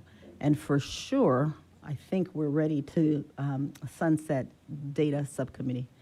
And perhaps there are others. Okay, that's a great point. Let me just go through this. Government Affairs Census, I somewhat feel it might still be relevant, and I'd like to keep it. Thank you. Oh, see, and Toledo's not here. I got the head nod from you. Finance and Administration, as much as I would love to sunset, it's going to be here for the next 9 years. So might be the only thing that's here for the next 9 years. Gantt chart, I will, what do you think, Commissioners Kennedy and Taylor? I would say we can sunset it. We will continue to work. We might be able to roll it into lessons learned because it'll be part of that handover of recommendations and so forth from lessons learned. Okay, thank you. Excuse me. So we will sunset Gantt chart. Outreach and engagement. In terms of sunsetting, Commissioner Sinai and Fornashari, since we do have an outreach director and... I'm sorry. I wasn't paying attention. Oh, really? Really? Okay. So Sorry. apparently lunch is on you. That's how I read this conversation. No, so what we're looking at is sunsetting some of these subcommittees, and there's an outreach and engagement. Well, we're going to work together on our lessons learned, but, we can do that if you sunset this, whatever you want to do, Chair. Well, actually, I'm asking your opinion. Yeah, that's fine, I think. I don't know. Patricia has, or Commissioner Sinai. I think I would like to keep it just in case we have talked about for the lessons learned in our final report to reach back out to the groups that we have worked on to be able to capture some of their lessons learned and also their outcomes. And I think they're going to want to know from us some information as well. So for that, is that something that staff could do? We have the outreach. I don't know how long we're going to have staff, so that's why I'm saying. Because we haven't. Wow. No, we haven't been given. No, we haven't been given the timeline. Okay, we'll just keep moving on. Materials development. We still need for a little bit longer for the report, right? Okay. Website. F. Commissioner Kennedy, we still need? We still need, and I was also going to support keeping outreach and engagement, because we don't know how long we are going to have staff in that area, but also because I would think that, it might be useful later on before the 2030 Commission is put in place. We may have more outreach work to do. We may want to do some work actually on with groups in the community to help familiarize people with the maps and generate, consensus around supporting the maps. So I think that outreach and engagement subcommittee continues to be very important for us. Thank you. Okay, thank you. And website we will keep, correct? Is that what you said, Commissioner? And data management? Well, now I'm feeling pretty selfish. I know. What's going I just think some don't know how to release. No. No. Actually, I get it. I see the others, but surely there's something we can let go of, and I'd like to let go of data management. Yes, I concur with Commissioner Turner. Let it go. Let it go. That's going to be our new motto. Lock it in and let it go. I don't know which order we're going to lock it in and let it go, though. In the words of the great prophet Elsa, let it go. Amen. Communities of interest tool, Commissioners Kutagawa and Kennedy. I'm thinking we can sunset that. I think we can let that one go too. Thank you. Thank you. I've got to put it 2 places, so bear with me. Incarcerated populations, Commissioners Kennedy and Turner, I did, your update was that you're still working with the Federal Bureau, but I'm getting a head nod of we're letting it go. Oh, no. Oh, no, we're keeping it, right? Yes. Yes, okay. Great. Okay, so now we're on going back to lessons learned. Is there anything else for lessons learned? And we'll go ahead and keep this one for now. Commissioner Vasquez. Yeah, I just wanted to flag that I've been thinking about access, and not just language access, but access overall, especially for folks with disabilities. And so I'm going to try to collate some feedback specifically around making the mapping process more accessible to visually impaired folks,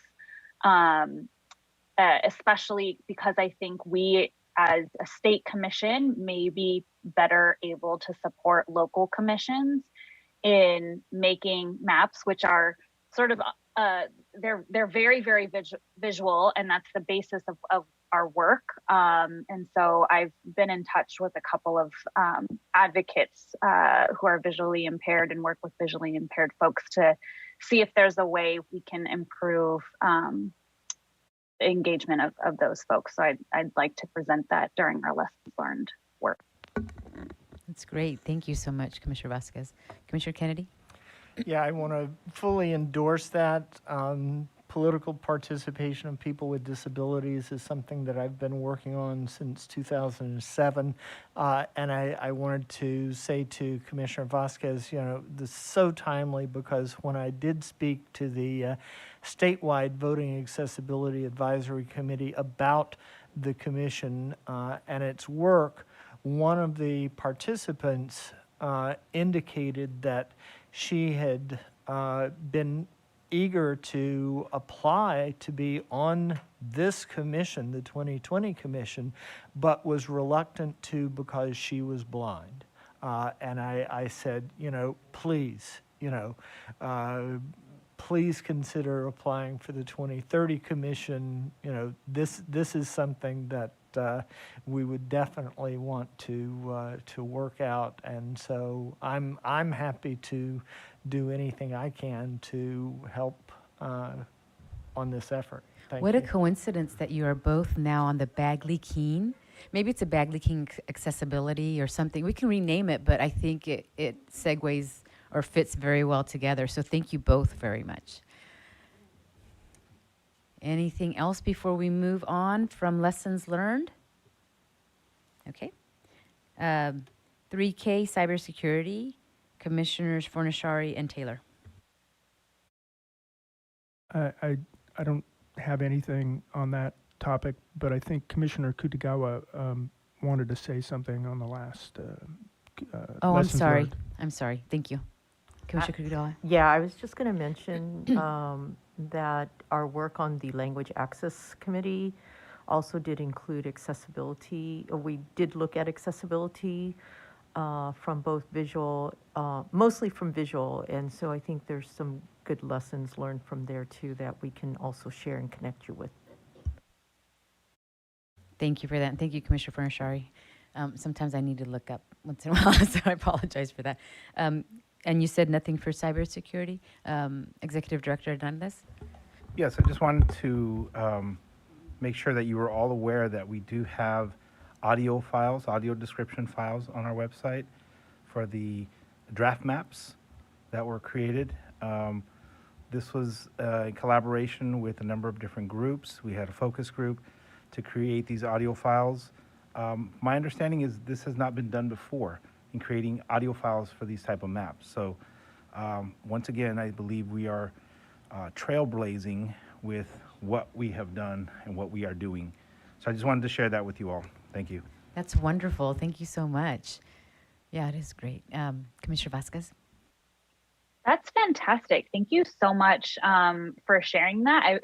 I wish I had known sooner. The folks that I had talked with were mostly talking about local redistricting, because obviously they don't have, often most local governments don't have the resources that we potentially could have access to at the state level. So I am so glad that we were able to trailblaze in that way. We'll make sure to see how we might incorporate that in terms of maybe recommendations to folks about how to improve accessibility while also being mindful of local resources. Great, thank you. Commissioner Kennedy? Thank you, Chair. Yes, that's wonderful news. I wanted to suggest that Director Ceja develop a feature piece on this and find an entity willing to publish that, and I'm happy to work with him to suggest some potential outlets for publication of such a piece. Thank you. That's great. Thank you for volunteering to work with Director Ceja on that. Commissioner Akutagawa? Yeah, similar to that, I was actually going to recommend not only just looking for a media outlet, that can easily also be shared on social media as well too, just to get a quick, kind of announcement out, because anybody who's interested in taking a look at the current maps as before, during the comment period, I think it would be nice for them to know. And yeah, this is wonderful news. Thank you. Thank you. Anything else before we move on? Okay. We finished, although that was related to lessons learned, kind of. We are going to Legal Affairs Committee. Do we have any updates? Is Commissioners Yi and Toledo? Is that right? Sadwani? And Sawani. Okay. Yeah. And which of us is chair right now? I don't even remember. I don't know. Couldn't tell you. Yeah, I mean, I don't, the Legal Affairs Committee as a body of three was largely formed around the hiring of legal counsel. We felt passionately, I think Commissioner Yi and I from VRA subcommittee felt very passionately, and I was very glad that you all agreed with us, that those contracts should be reviewed in public, that the applicants should be interviewed in public, the decision should be made in public. We've done all of that. We have legal counsel, though of course we're still waiting for, hopefully for Gibson Dunn to sign their contract, because we would love to have them on board.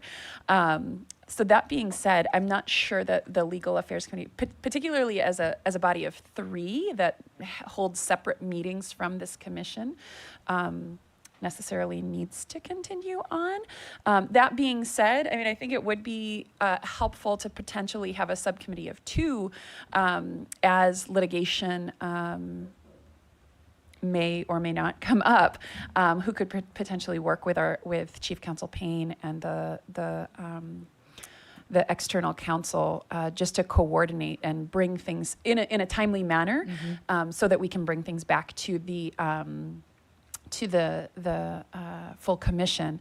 So I know that Commissioner Toledo and Commissioner Yi had worked on the contracts piece, which had kind of come out of the Legal Affairs Committee. I would love to work on the litigation piece, as if it makes sense to do so. I think Commissioner Toledo, I know, had expressed interest in that as well. I'm not sure, how we want to proceed there, but I just wanted to offer that.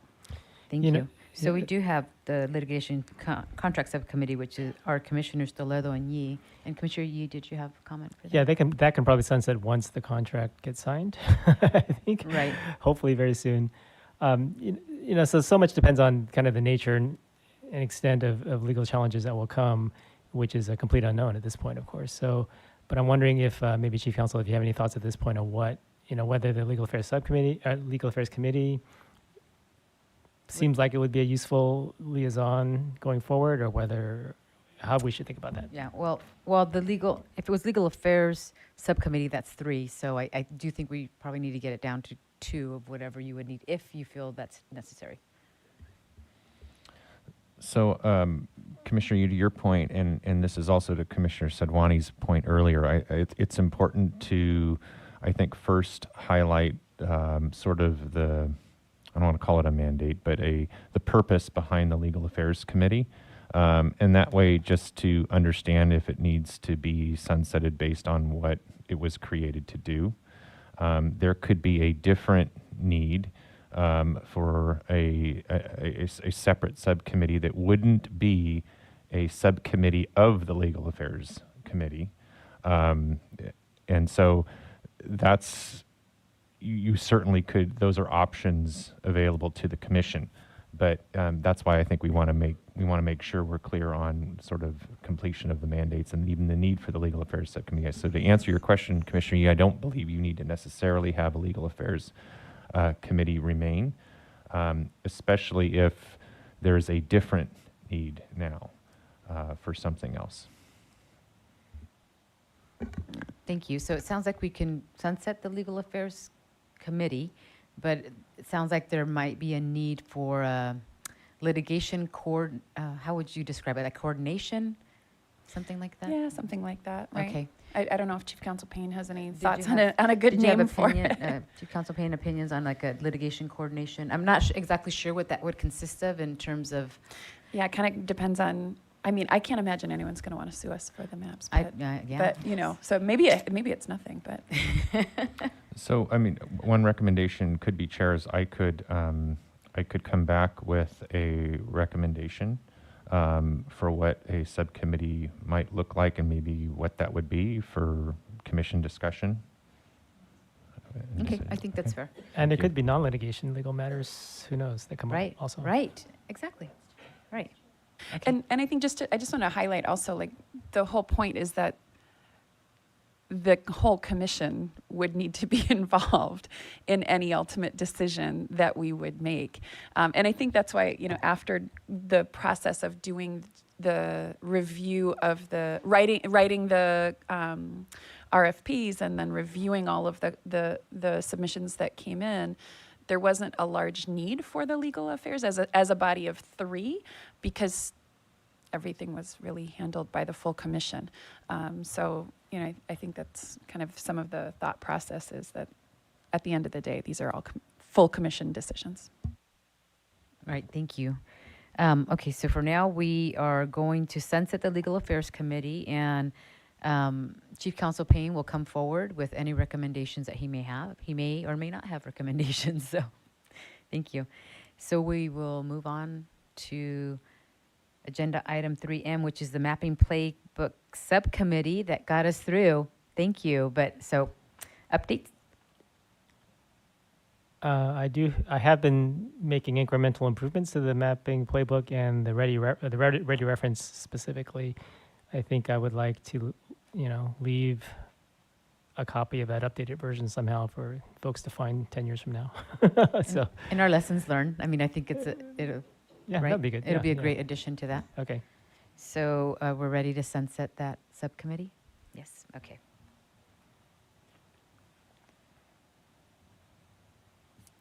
Thank you. And Public Input Design Committee, Commissioners Fornashari and Ahmed.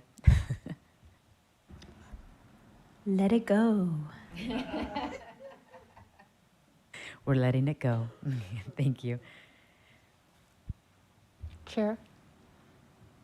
Oh, Commissioner Sadwani and Commissioner Sinai? Commissioner Yee and Commissioner Turner, I wanted to say thank you again for the playbook. I mean, it seemed like a few pieces of paper, but it really did, I mean, I saw us constantly going back to it, and just that structure was really helpful. And it might be good just if people have inputs on what pieces they might have still needed for that. I think the only thought I had on that was just to have it somewhere digital. And I know we have it in our handouts, but that's one lesson learned. It's hard to find the handouts. But I just wanted to say thank you so much, because it was really, really useful. And I still carry it with me every time there's an interview or anything. Yes, it was probably the one document where I had stapled it, but it was no longer stapled by the end because I just kept using it so much. So thank you so much. It was a great reference. Instead of me carrying around my binders, it was great to have one place to look. So thank you both very much. Commissioner Anderson. And additionally, it wasn't quite the mapping playbook, but the handy reference. That was extraordinary. And I just want to, uplift Commissioner Yee, who basically took that on himself. And it was really helpful. I used the document for the populations until they look like rags. It's very, very helpful. And all the government terms and things, that was very helpful. And that I certainly want to put into lessons learned, because that should be very handy. Thank you. Yes, thank you. Let's see. 3O is the VRA Compliance Subcommittee with Commissioners Sadwani and Yee. We definitely. We complied. We complied. We complied. Mission accomplished. Job well done. The reviews are positive. So, yes, I mean, I can just note, so certainly some documents were posted to the handouts for yesterday's meeting, including the newly numbered districts, which were districts located in areas with obligations under Section 2 of the Voting Rights Act. I know our legal team of Stromwasser, Wucher, and David Becker posted some additional documentation of their updated analysis, and my understanding is they are preparing a subsection for our final report. So I'm sure we will be reviewing that. But we'll all review that. We'll all be reviewing that, though. So I think, I don't know. There's nothing else to do, man. Yeah, and yeah. Are you letting it go? With sadness, I mean, it was, I think so. But with sadness, it was quite just a steep learning curve, but just really a very satisfying one, too. And it's such a pleasure to work with you, Commissioner Yee. Aw. Commissioner Akutagawa, that warmed my heart. 3P is Litigation Contract Subcommittee. Commissioner Toledo and Yee. Well, we still have some contract needs, so I guess we're still around. And the update is that we still have contract needs. We don't have a signed contract. Okay, anything else on agenda item 3? If not, we will go to public comment. Christian, can you help us with public comment on agenda item 3, specifically related to committee and subcommittee reports? Sounds good, Chair. Thank you. The Commission will now take public comment on item number 3. Oh, I'm sorry. I missed one. Apologize. I had to turn the page. Sure thing, Chair. Let me know. All right. Q. My apologies. Final Maps Planning Subcommittee, Commissioners Fornashari and Sadwani. We're done. So done. Okay. We're letting it go, and wonderful job well done. Thank you. Thank you both very much. Okay, now Christian, now we're ready to go. Sounds good, Chair. The Commission will now take public comment on item number 3. To give comment, please call 877-853-5247 and enter meeting ID number 879-0815-1544. Once you've dialed in, please press star 9 to enter the comment queue. The full call and instructions are read at the beginning of the meeting and are provided on the live stream landing page.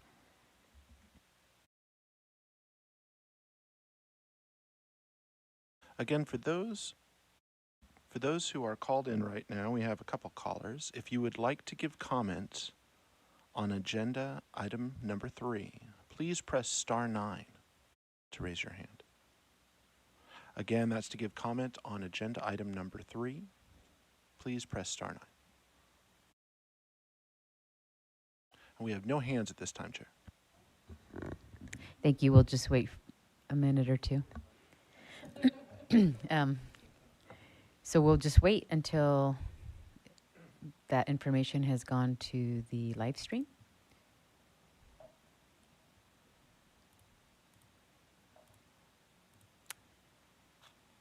Should be there now, Chair. Okay, thank you. So we will be moving on to agenda item 4. It is live line drawing, but we're done with live line drawing, but I believe there's an update from Commissioner Anderson. Did you have an update? Okay, thank you. Yeah, I do. Thank you, Chair. Yes, the live line drawing is completed. Yay! I think we're all very excited about that. Basically, the line drawing subcommittee will sort of jump back in now and help facilitate the cleanup of everything. The line drawers are still with us to help us should the need arise in litigation. They have a integral part of the report, and we will just facilitate that and kind of let them know when we need to meet, when we don't, and we also get to have a large party with them. So, sorry. So that was really the reason, was the large party. Yes, of course.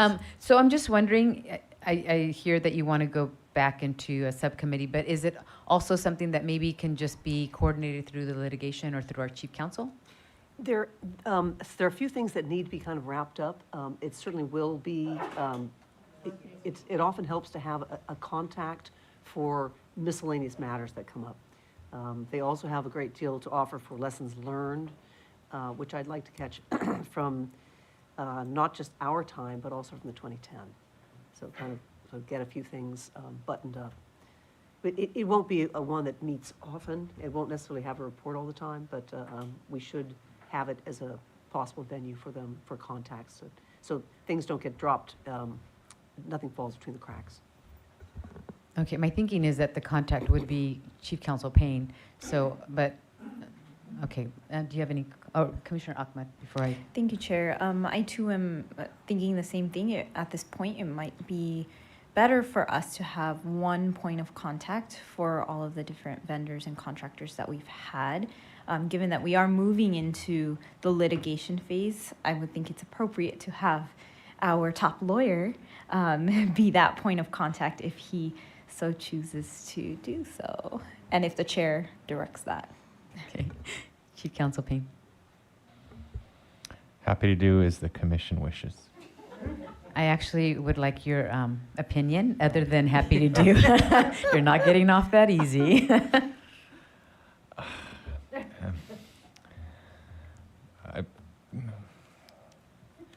Shall I go to Commissioner Turner?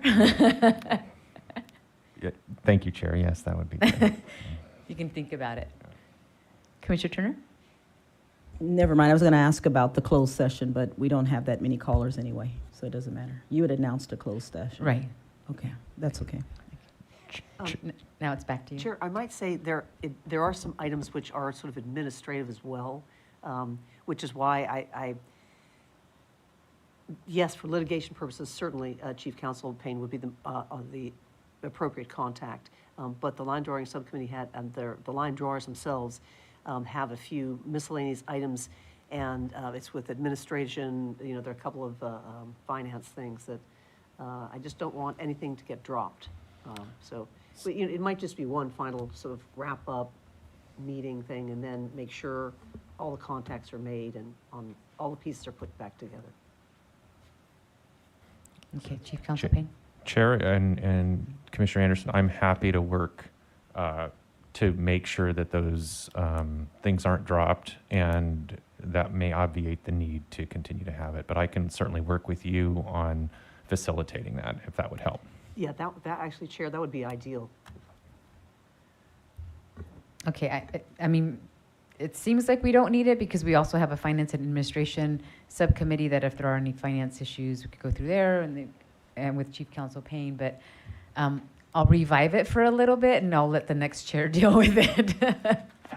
Just, yeah, one. That's one called last tag sort of- you're it. yeah. Thank you. Outreach, oh wait, Commissioner Sadwani? I'll make a comment on this because I think I serve on that committee as well. Perhaps it could be a final debrief meeting or something of Yes, that nature. that's So exactly. perhaps it is being sunsetted, but not entirely yet, but could be removed from the agenda for future meetings, something of that sort. Yeah, it's like it'll have one last sort of, this is, we're done now, this is what happened, da, da, da, da. Okay, so we're sunsetting it, right? I think that makes sense, right? Yeah. And Commissioner Anderson, you and I can have one last hurrah with the line drawing team. Okay. Sunsetting it, and then it's tagged to Chief Counsel Payne. Outreach Director Kaplan? I did also just want to go back to the Communities of Interest Tool Subcommittee that is sunsetting. I do still think it may be helpful as a part of the lessons learned to just hear some more recap on the ultimate use of the Access Center and tools and ways that could potentially be, that partnership could be strengthened in 2030 as well.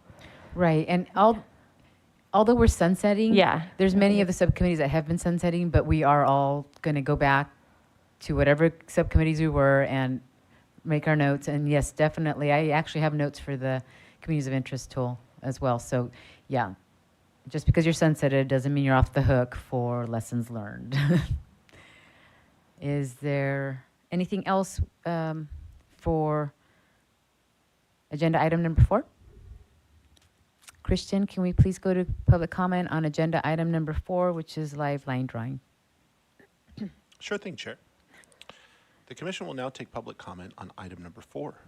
To give comment, please call 877-853-5247 and enter meeting ID number 879-0815-1544.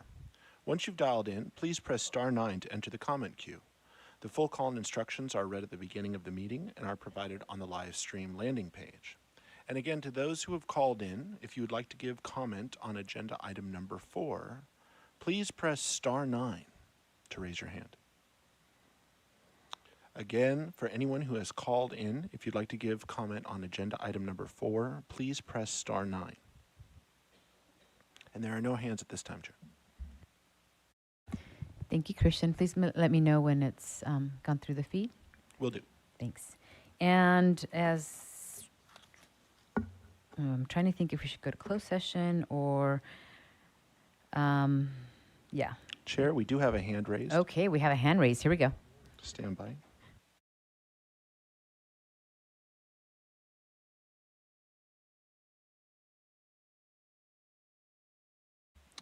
And we will be enforcing a 1 minute and 30-second time limit on public comments. Caller 2829, if you could please follow the prompts.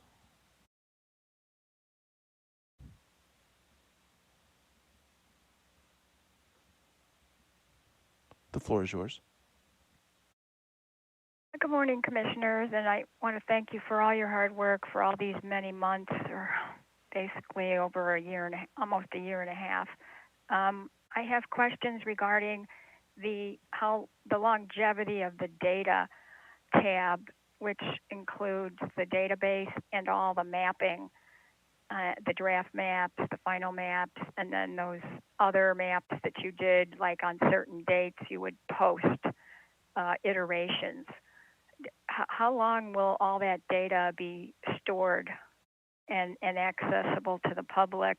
Because I'm thinking long term, I think it needs to be on the website till the next 2030 Commission comes on board, and even after that. I just have questions about longevity. I don't really want what happened to the 2010 Commission website to happen to the 2020 Commission website. Thank you. Thank you, Ms. Westalesk, and we've enjoyed your comments throughout the last year and a half. Thank you for going on this journey with us. And we did discuss it earlier, and that I will turn it over to Commissioner Kennedy, but that is something that he is going to work on to ensure that that information is not lost.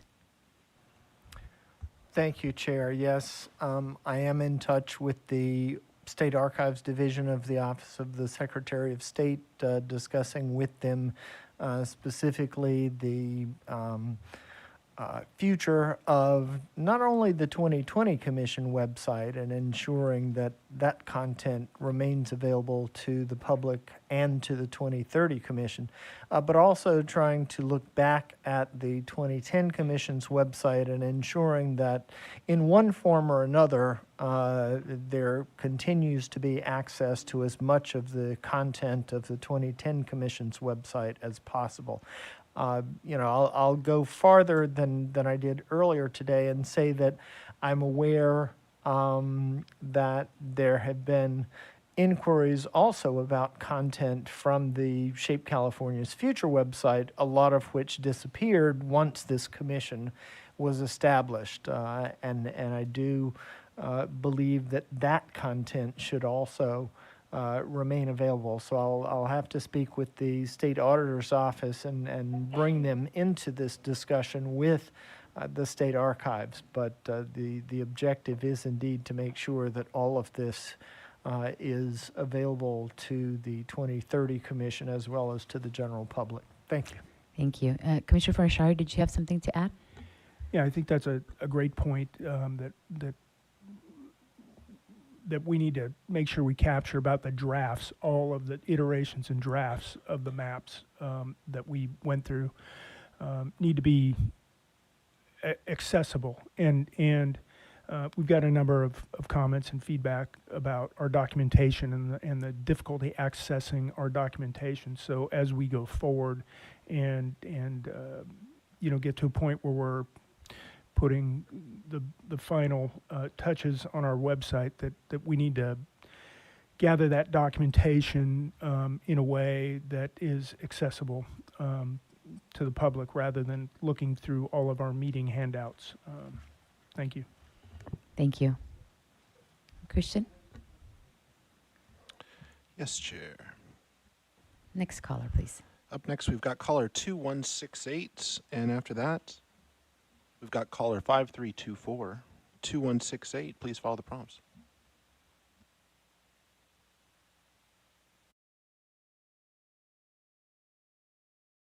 The floor is yours.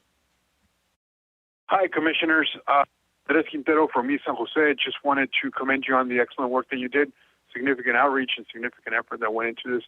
Thank you very much. I also wanted to specifically focus on the your focus and the bold step that you took in moving forward and upholding the spirit of the Voting Rights Act by connecting East San Jose downtown to San Benito County that have communities of interest that have been created as a result of people being moved out of this area, priced out of this area. And so now families are spread from San Jose all the way south to more affordable communities. So just wanted to make sure to thank you for the work that you did. I know you had a lot of pressure from very, very influential groups with significant amount of resources, and you held firm, and I wanted to appreciate the work that you did and that bold step that you took to uphold the Voting Rights Act. Thank you very much. Thank you very much for calling in. Up next, we've got caller 5324. If you could please follow the prompts.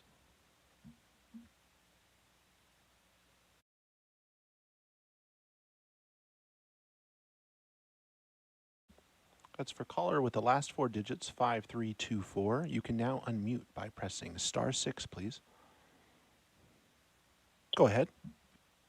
Okay. Hello, my name is Alan Payton. I live in Antioch in Contra Costa County. I had given some input previously, I believe, in writing, and specifically it was about keeping the cities and communities in eastern Contra Costa County together as a community of interest, specifically Antioch, Brentwood, and Oakley, those cities, and Discovery Bay, Byron, Bethel Island, and Knightson, which are unincorporated areas.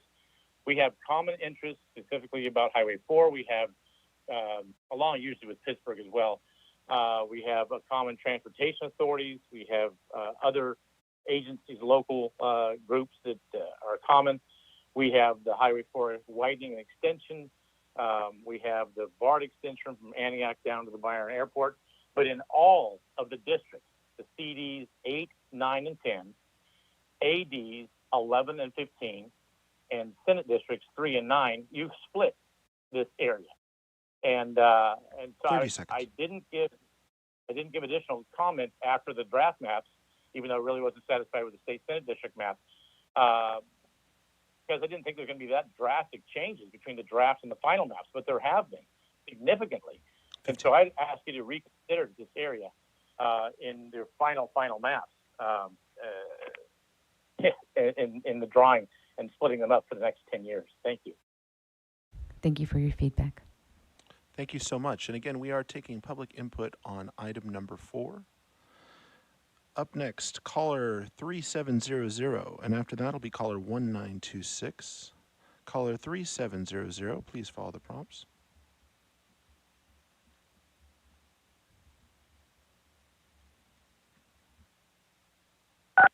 The floor is yours. Hi, this is Betty Wilson calling from Zone F for the Coalition Partners. We just want to thank you guys for all your hard work. We know there were some tough decisions to make and just wanted to give you guys a great applause that you did a really good job. Thank you very much. Thank you, Ms. Wilson. Thank you. And up next, we've got caller 1926. If you could please follow the prompts.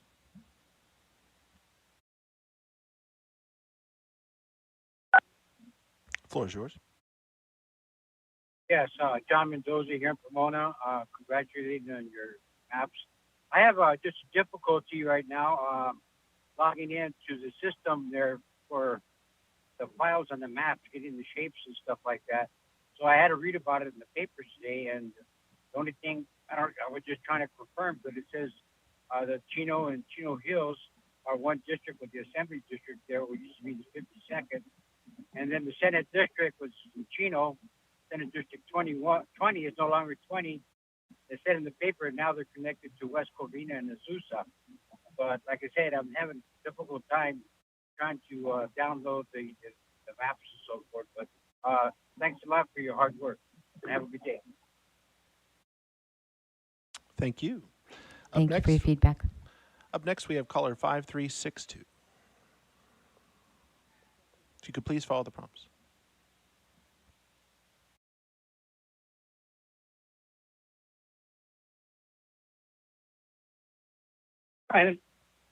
Go ahead.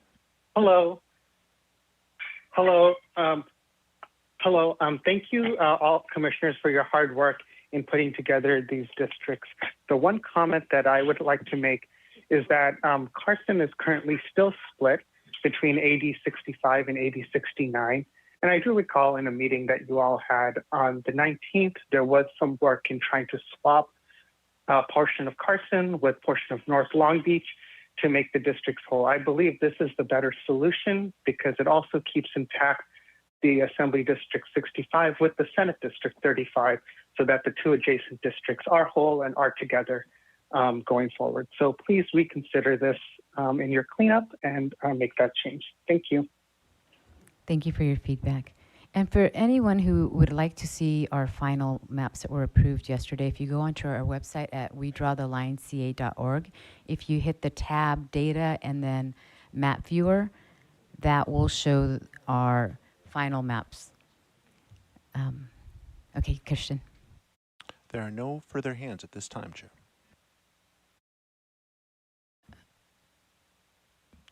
We do have a raised hand, Chair. Go. Caller 4340. And after that, caller 7038. Caller 4340, please follow the prompts.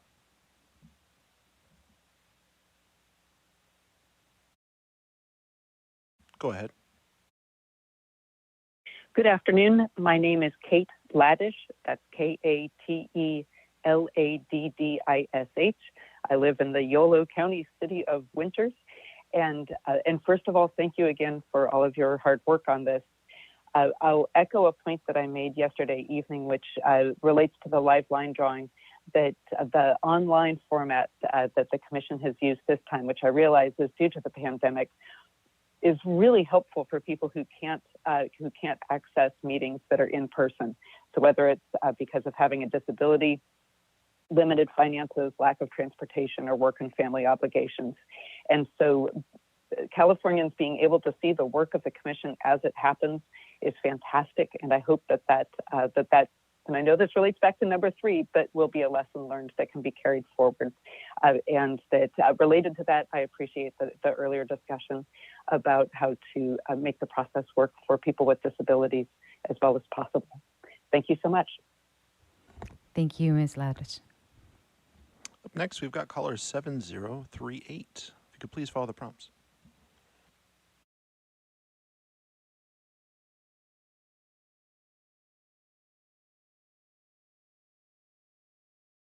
Caller with the last 4, 7038, you can now unmute by pressing *6, please.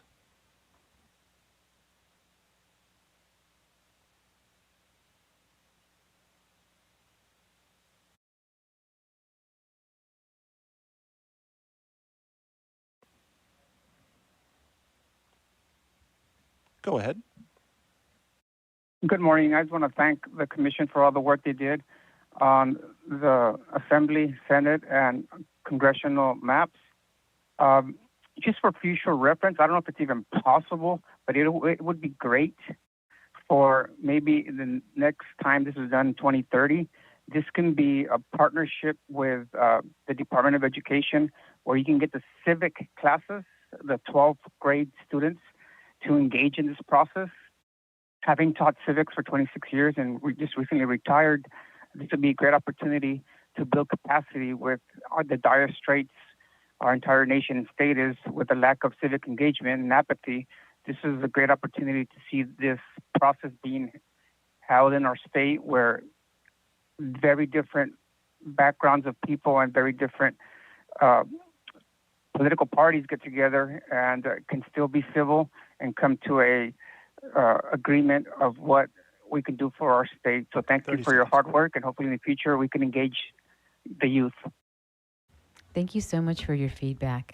We also agree, so great minds think alike, and we've actually been able to, I'm taking credit for what our outreach director has done, but we've actually been able to work with the California Department of Education, and they are in the process of updating their curriculum to include redistricting, so thank you so much for that. Up next, we've got caller 5949. If you could please follow the prompts to unmute.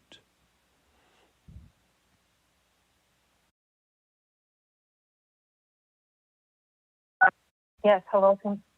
Hello, can you hear me? We sure can. The floor is yours. Hi, yes, I'm a Carson resident for the past 10 years, and I was really hopeful to see that, you were all able to listen to the comments and keep Carson whole and put North Long Beach in 8069, but then reverted back to a map where Carson was split. Our community, the diverse Filipino, Black community, Latino community, as a charter city, including our mayor, wants Carson to stay whole. This is something that's very important to us. I also want to note that in the Senate district, Carson is whole in the congressional district, and typically the recommendation is that, 2 assembly districts are put together to make a Senate district. For some reason, that doesn't seem to be applying to our beautiful city, and it's a frontline community. We're an environmental justice community. So I'm hopeful that, in the cleanup process, that you all will consider that simple fix that worked with your data and the numbers and kept the Long Beach community in 8069 and the Carson community in 8065. Thank you so much for all your hard work. Thank you. Thank you for your feedback. And there are no further hands in the queue at this time, Chair. Okay. Thank you, Christian. At this point, we will be going to closed session under the personnel-related issues exemptions to discuss issues related to performance evaluations. And we will return, I'm trying to think of when we'll return, at 1:30.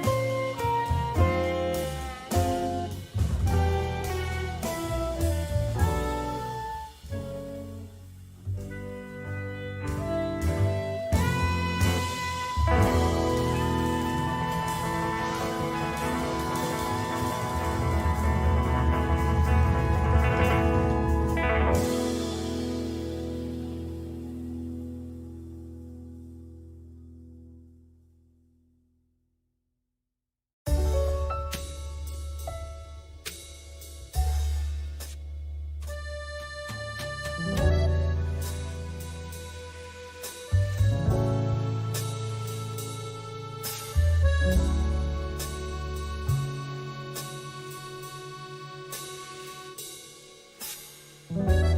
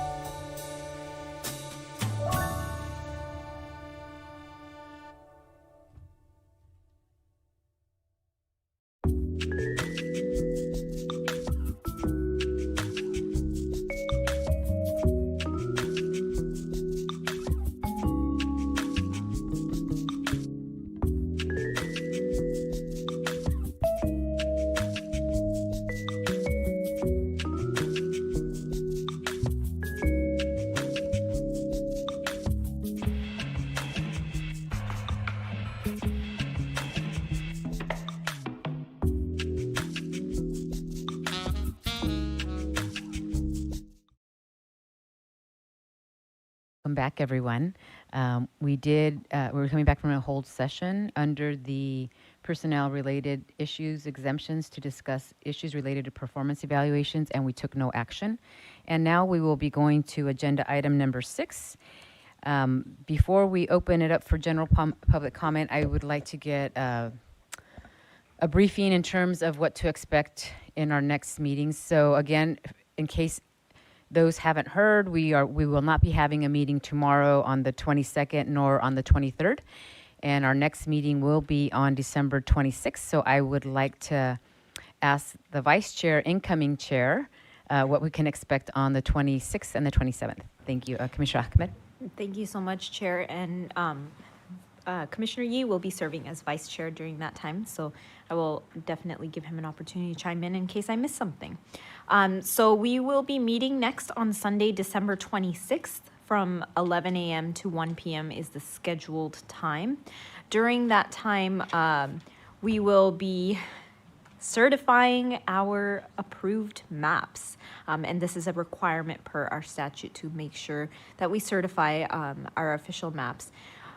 We will also be posting the agenda to include some of our subcommittee updates, director reports, also closed session in the case that we need to discuss any of those items next Sunday. From there, we will take public comment. Per our new public comment policy, we will have 3 hours of public comment, and then we will close with a vote to certify And pending that certification, which I'm hoping will go positively, on Monday, December 27th, we will be hosting a press conference, and we, the Commission, will be delivering the certified final maps to the California Secretary of State. Any questions? Yes, Monday will also be starting at 11 a.m. I am still unclear. I will have Anthony chime in terms of agendizing Monday, since it is not a business meeting. It is just an activity for the Commission to deliver the maps, if we need to agendize that or not. It's a field trip. It's a field trip. Yeah. Thank you, Commissioner Achman. Yes, there would be no commission meeting on the 27th. You will not be meeting to discuss, deliberate commission business.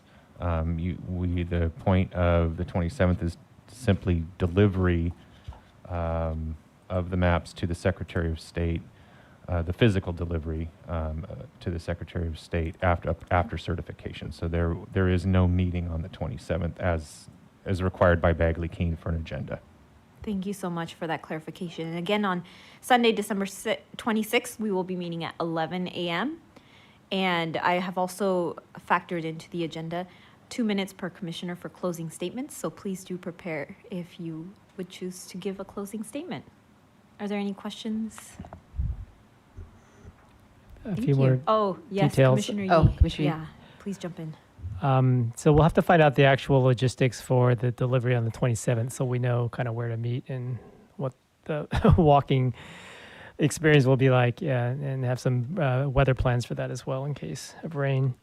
For the 26th, the certification vote, we're going to agendize that as a line drawing subcommittee activity, just to reduce the number of agenda items that will require public comment, if that's okay with the line drawing subcommittee.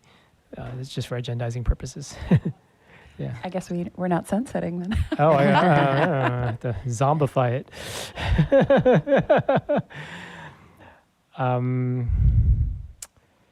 And for the press conference, you want to say just a little bit more of the show plans for that? Sure, and I see that we have Freddie with us, so if he has any additional details for the press conference. So what we have so far, as chair, I will introduce the commission, our end product, and say some nice words. We will have 3 commissioners come up and speak. So I have asked Vice Chair Yee to speak, Commissioner Toledo, and Commissioner Turner.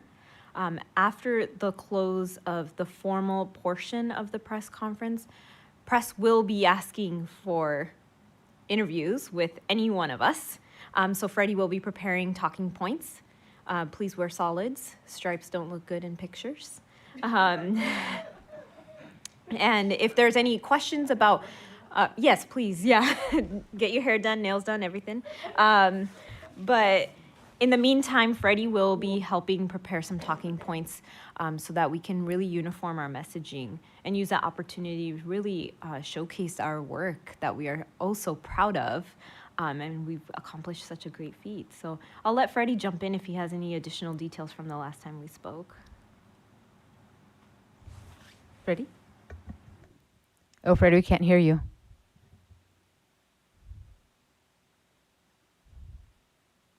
Nope. Negative. I'm going to go to Commissioner Sadwani, and we'll come back to you. Thank you. I was just curious about the details of walking over the maps to the Secretary of State's office.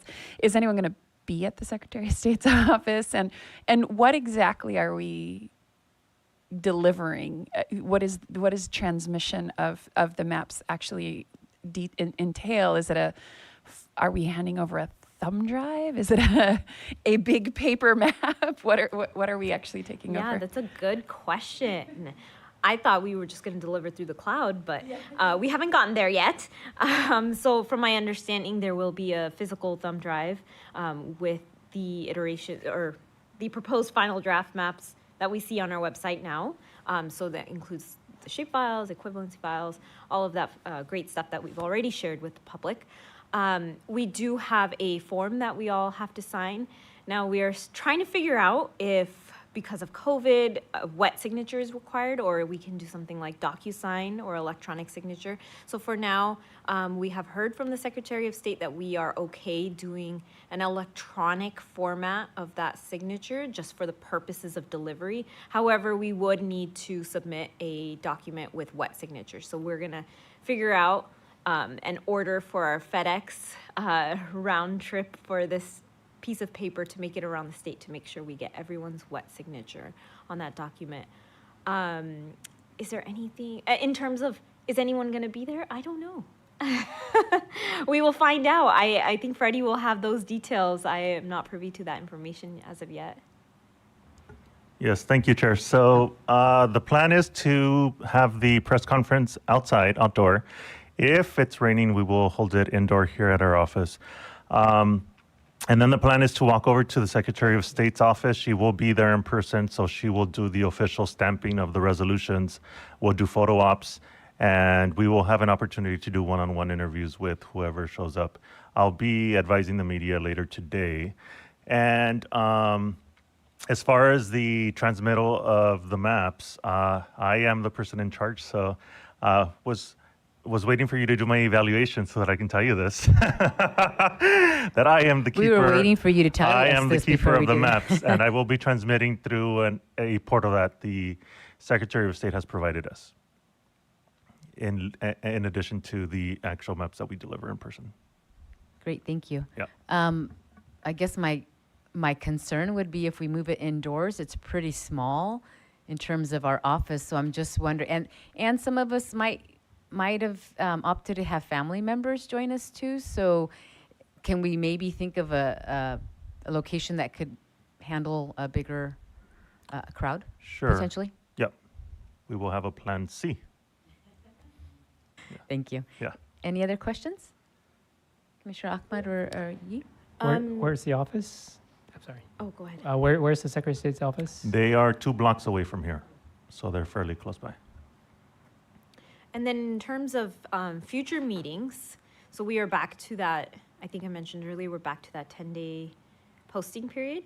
We're in 10 days now because we're no longer taking public input, right? We're taking public comment, so we're in that 10-day window of posting agendas. So as the calendar shows, we're back at it. There is not really a break. So the agenda needs to be posted by this coming Sunday for the January 11th meeting, if we are to have one, which we are planning, Commissioner Yi and I are planning to have agendized at least one meeting per week for that period of potential litigations, just in case we need them.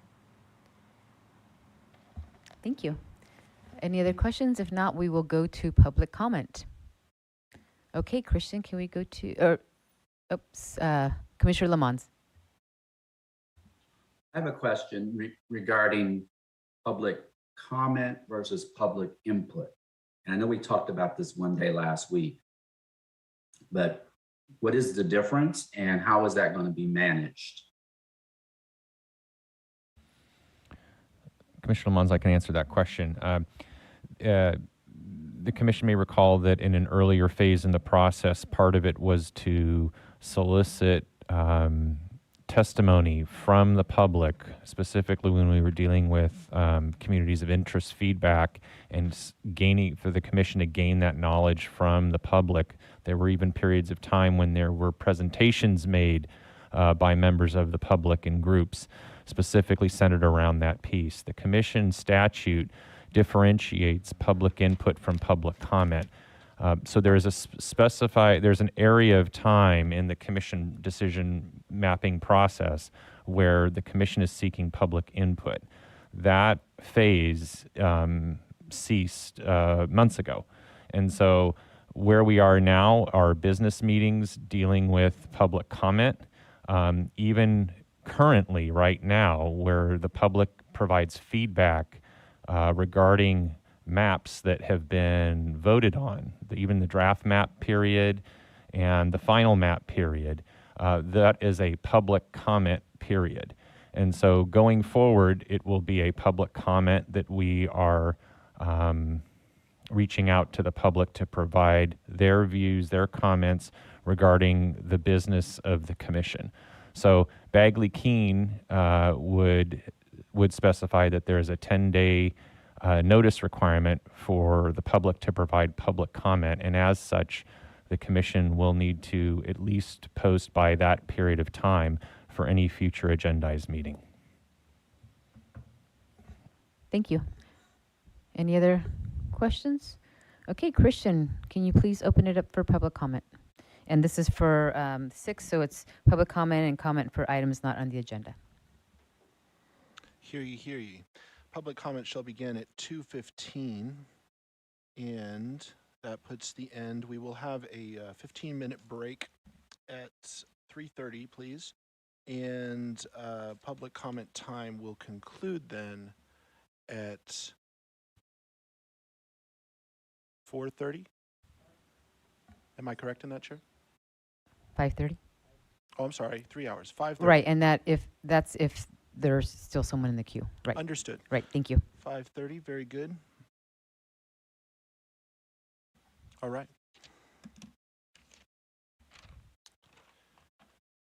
The Commission will now take general public comment by phone. To give comment, please call 877-853-5247 and enter meeting ID number 879-0815-1544. Once you've dialed in, please press star 9 to enter the comment queue. The full call instructions are read at the beginning of the meeting and are provided on the live stream landing page.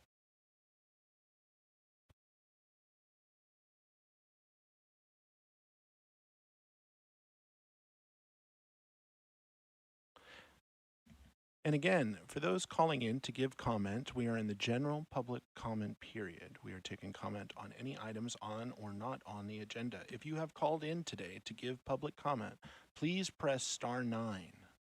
This will get you in line to give public comment. I will read the last 4 digits of your phone number. I will read who is up next. You will be asked to follow the prompts to unmute. You will hear a voice that says, press star 6 to speak. That will unmute you and your time will begin. We will be enforcing a time limit of 1 minute and 30 seconds today. First up, we've got caller 1429, and after that will be caller 9874. Caller 1429, please follow those prompts. The floor is yours. Hello, my name is Ji-Young Carolyn Park. Carson is a frontline environmental community that has been a dumping ground for years. I myself have spoken to many Carson residents who have been smelling a sulfur smell from the environmental pollution in the area. Splitting Carson into 2 assembly districts is not a good idea. As you can see from the large amount of comments that you've received, please keep Carson whole in 8065. Excuse me? Sorry for the interruption. Please continue. Please keep Carson whole in 8065, as was discussed in a previous iteration of a map that met all statistical numbers and worked in LA County. Thank you. Thank you. Up next, we've got caller 9874, and after that will be caller 7751. Caller 9874, please follow the prompts.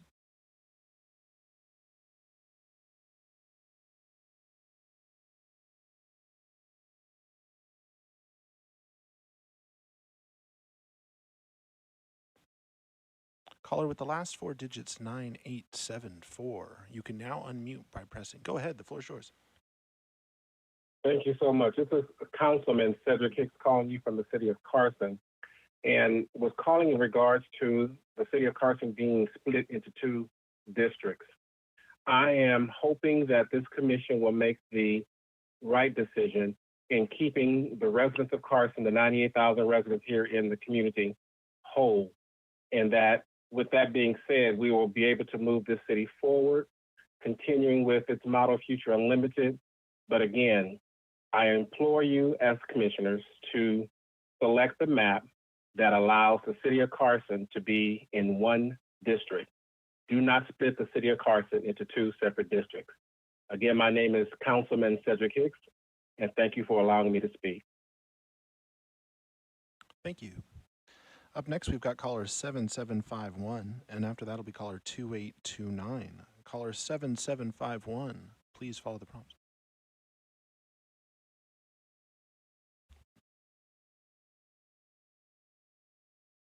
The floor is yours. Hi, my name is Josiah Edwards. I'm a resident of Carson and an environmental activist with the Sunrise Movement. I was born and raised in Carson, graduated from Carson 3 years ago. And seeing the current iteration of where Carson is placed in District 69 instead of District 64, having it been 65, as having it been split in half is the wrong decision. While I appreciate the work of the commissioners, there are several environmental priorities that are based in the entire city of Carson. It must be kept whole so that those priorities can be dealt with on the basis necessary by the assembly, by the proper assembly map. We request that the assembly, that the city of Carson be kept whole as a necessary in order to ensure that the interests of the district, the interests of the city, the interests of the city's residents are well represented in the state assembly. Doing anything other than maintaining the continuity of the district would disrupt the way that the residents make their voices heard in the democratic process. As constituted in the current map, you have you have increased the white representation in the district while diluting the representation of BIPOC residents. So again, we ask that you maintain the continuity of the city of Carson by placing Carson completely in District 65. Thank you. Up next, we've got caller 2829, and after that will be caller 3886. Caller 2829, please follow the prompts.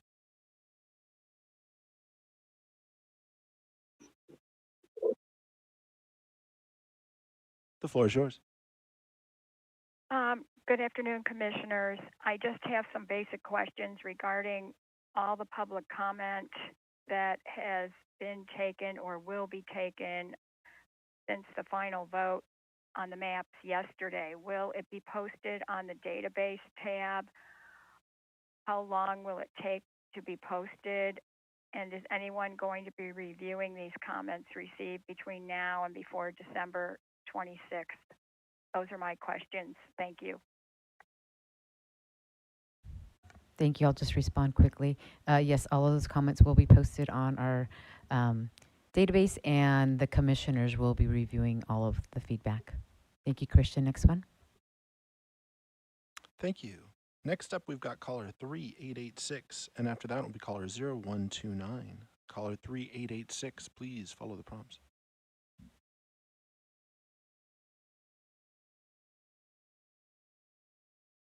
The floor is yours.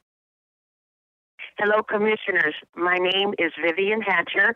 I'm a 41-year resident of Carson. I hope this city will be kept whole, that Carson will not be divided.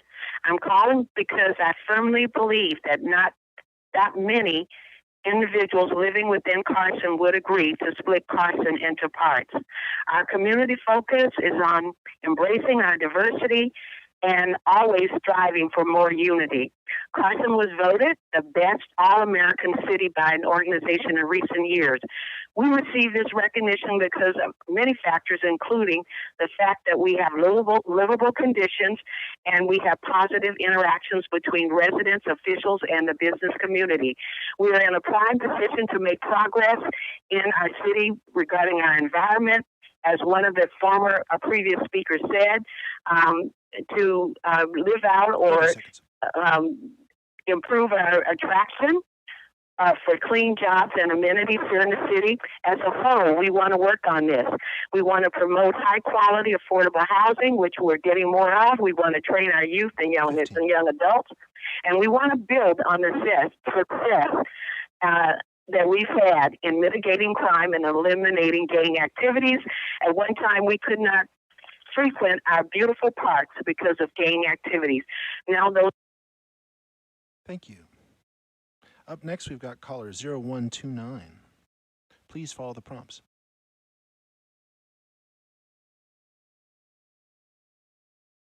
The floor is yours. Mike Labar, Mayor of King City. As I stated last night, I was very disappointed to see the results of what happened to Monterey County and San Benito County. As the commission's work on maybe some possible legislative changes or fixes, the one thing I highly would request is that every commissioner be part of a district. Because if every commissioner had to represent a certain area of California, Monterey County and San Benito County would not have been put in the position they have been. You split this county, and I really implore you, commissioners, you have the opportunity still to make this right.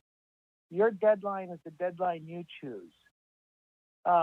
There was more time spent in the last few days when the commissioners sang before the vote than on Monterey and San Benito County and our concerns about splitting us up. It has been frustrating to watch a flippant attitude from commissioners who laugh. And I've also been very concerned that there is a indoor mask mandate in place right now. You commissioners are not even following that rule. And that leaves me highly concerned that what really is important. 10 seconds. Californians have to follow the maps that you put in place, and yet you won't even follow the same rules that all Californians are told to follow. You should immediately put your... Thank you. Up next, we've got caller 5949, and after that will be caller 9158. Caller 5949, please follow the prompts.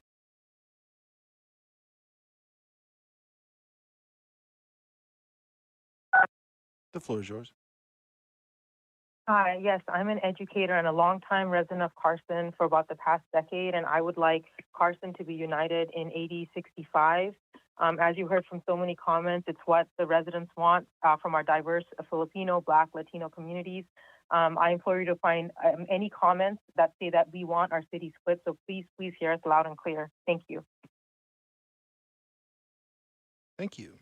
Up next, we've got caller 9158, and after that will be caller 9938. Caller 9158, please follow the prompts.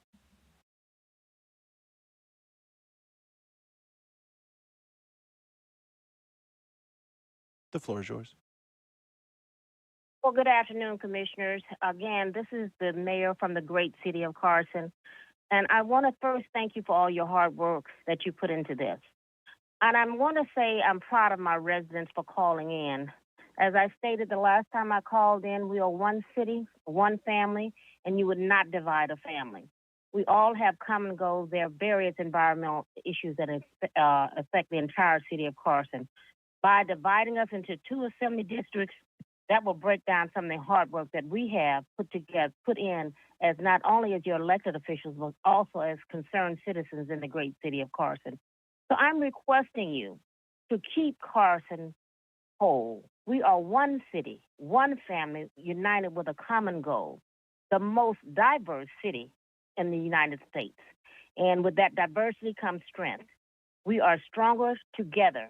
Please do not break our strength. And keep the city of Carson whole. 30 seconds. The great city of Carson. Thank you so much for your time and all your hard work. Thank you. Up next, we have caller 9938, and after that will be caller 1535.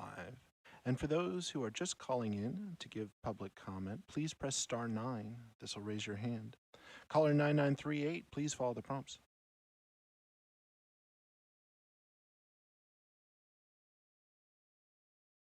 The floor is yours.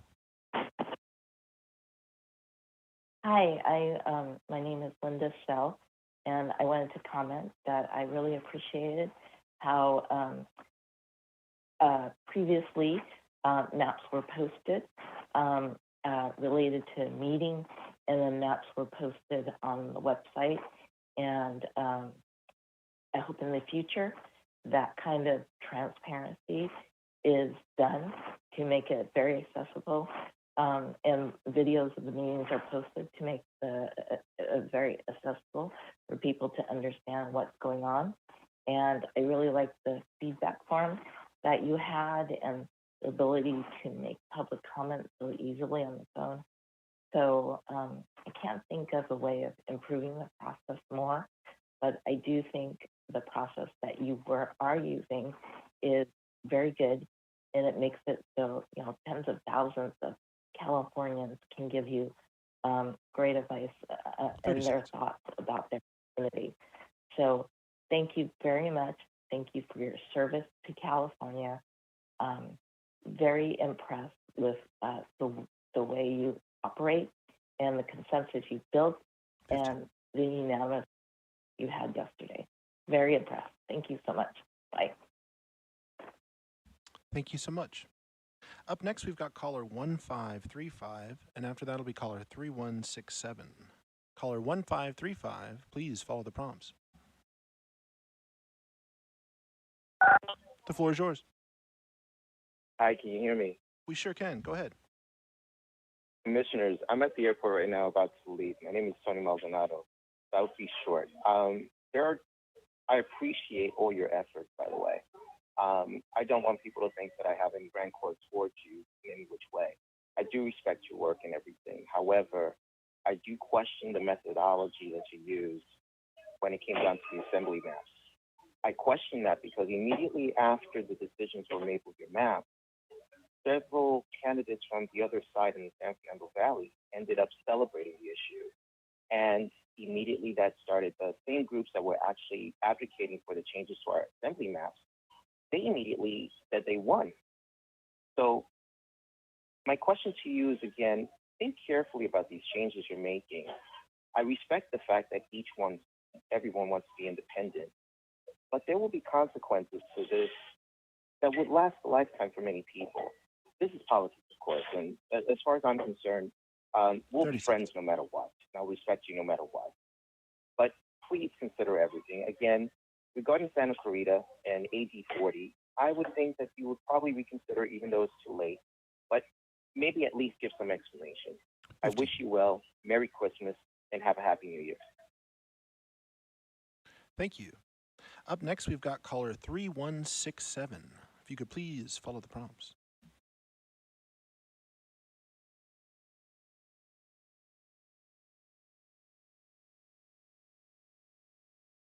The floor is yours.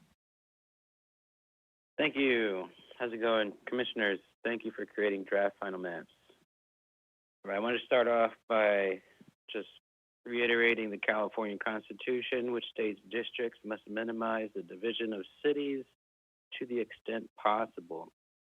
Based on the discussion from December 19th regarding keeping Carson, California, in one assembly district or splitting it into two assembly districts, apparently the commission was able to keep Carson whole in AD 65 and still meet all required statistical numbers. And the commission also stated North Long Beach had no strong opinion whether to be whole or not. So why not keep North Long Beach in AD 69? So it's whole with Long Beach. Why split up Long Beach? Why split up Carson? Especially if the state constitution has determined it's best to minimize the division of cities. It seems like it's working against the Constitution to do something like that. So, in conclusion, keep Carson whole, just like the Senate and congressional districts. Thanks. Appreciate it. Thank you.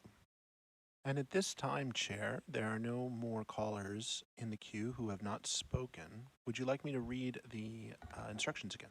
Yes, Christian, we still have time, so if you can please read the instructions to allow others to call in if they'd like. You got it. The Commission will now take public comment on general public comment for items not on the agenda or items on the agenda. To give comment, please call 877-853-5247 and enter meeting ID number 879-0815-1544. Once you've dialed in, please press star 9 to enter the comment queue. The full call-in instructions are read at the beginning of the meeting and are provided on the live stream landing page. and we will stand at ease and let the live stream catch up. Thank you, Christian. And just as a reminder to the commissioners, we have homework tomorrow. So please review the draft final report and forward any edits or comments that you have to Chief Counsel Payne. And also for anyone who is traveling during this holiday season, I wish you safe travels. And a reminder that we will have a meeting on December 26th at 11 a.m. Thank you so much for those reminders, Chair. And at this time, there are no further callers in the queue.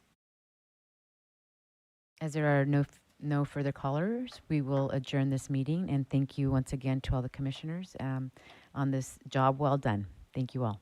We adjourn at 2:35 p.m.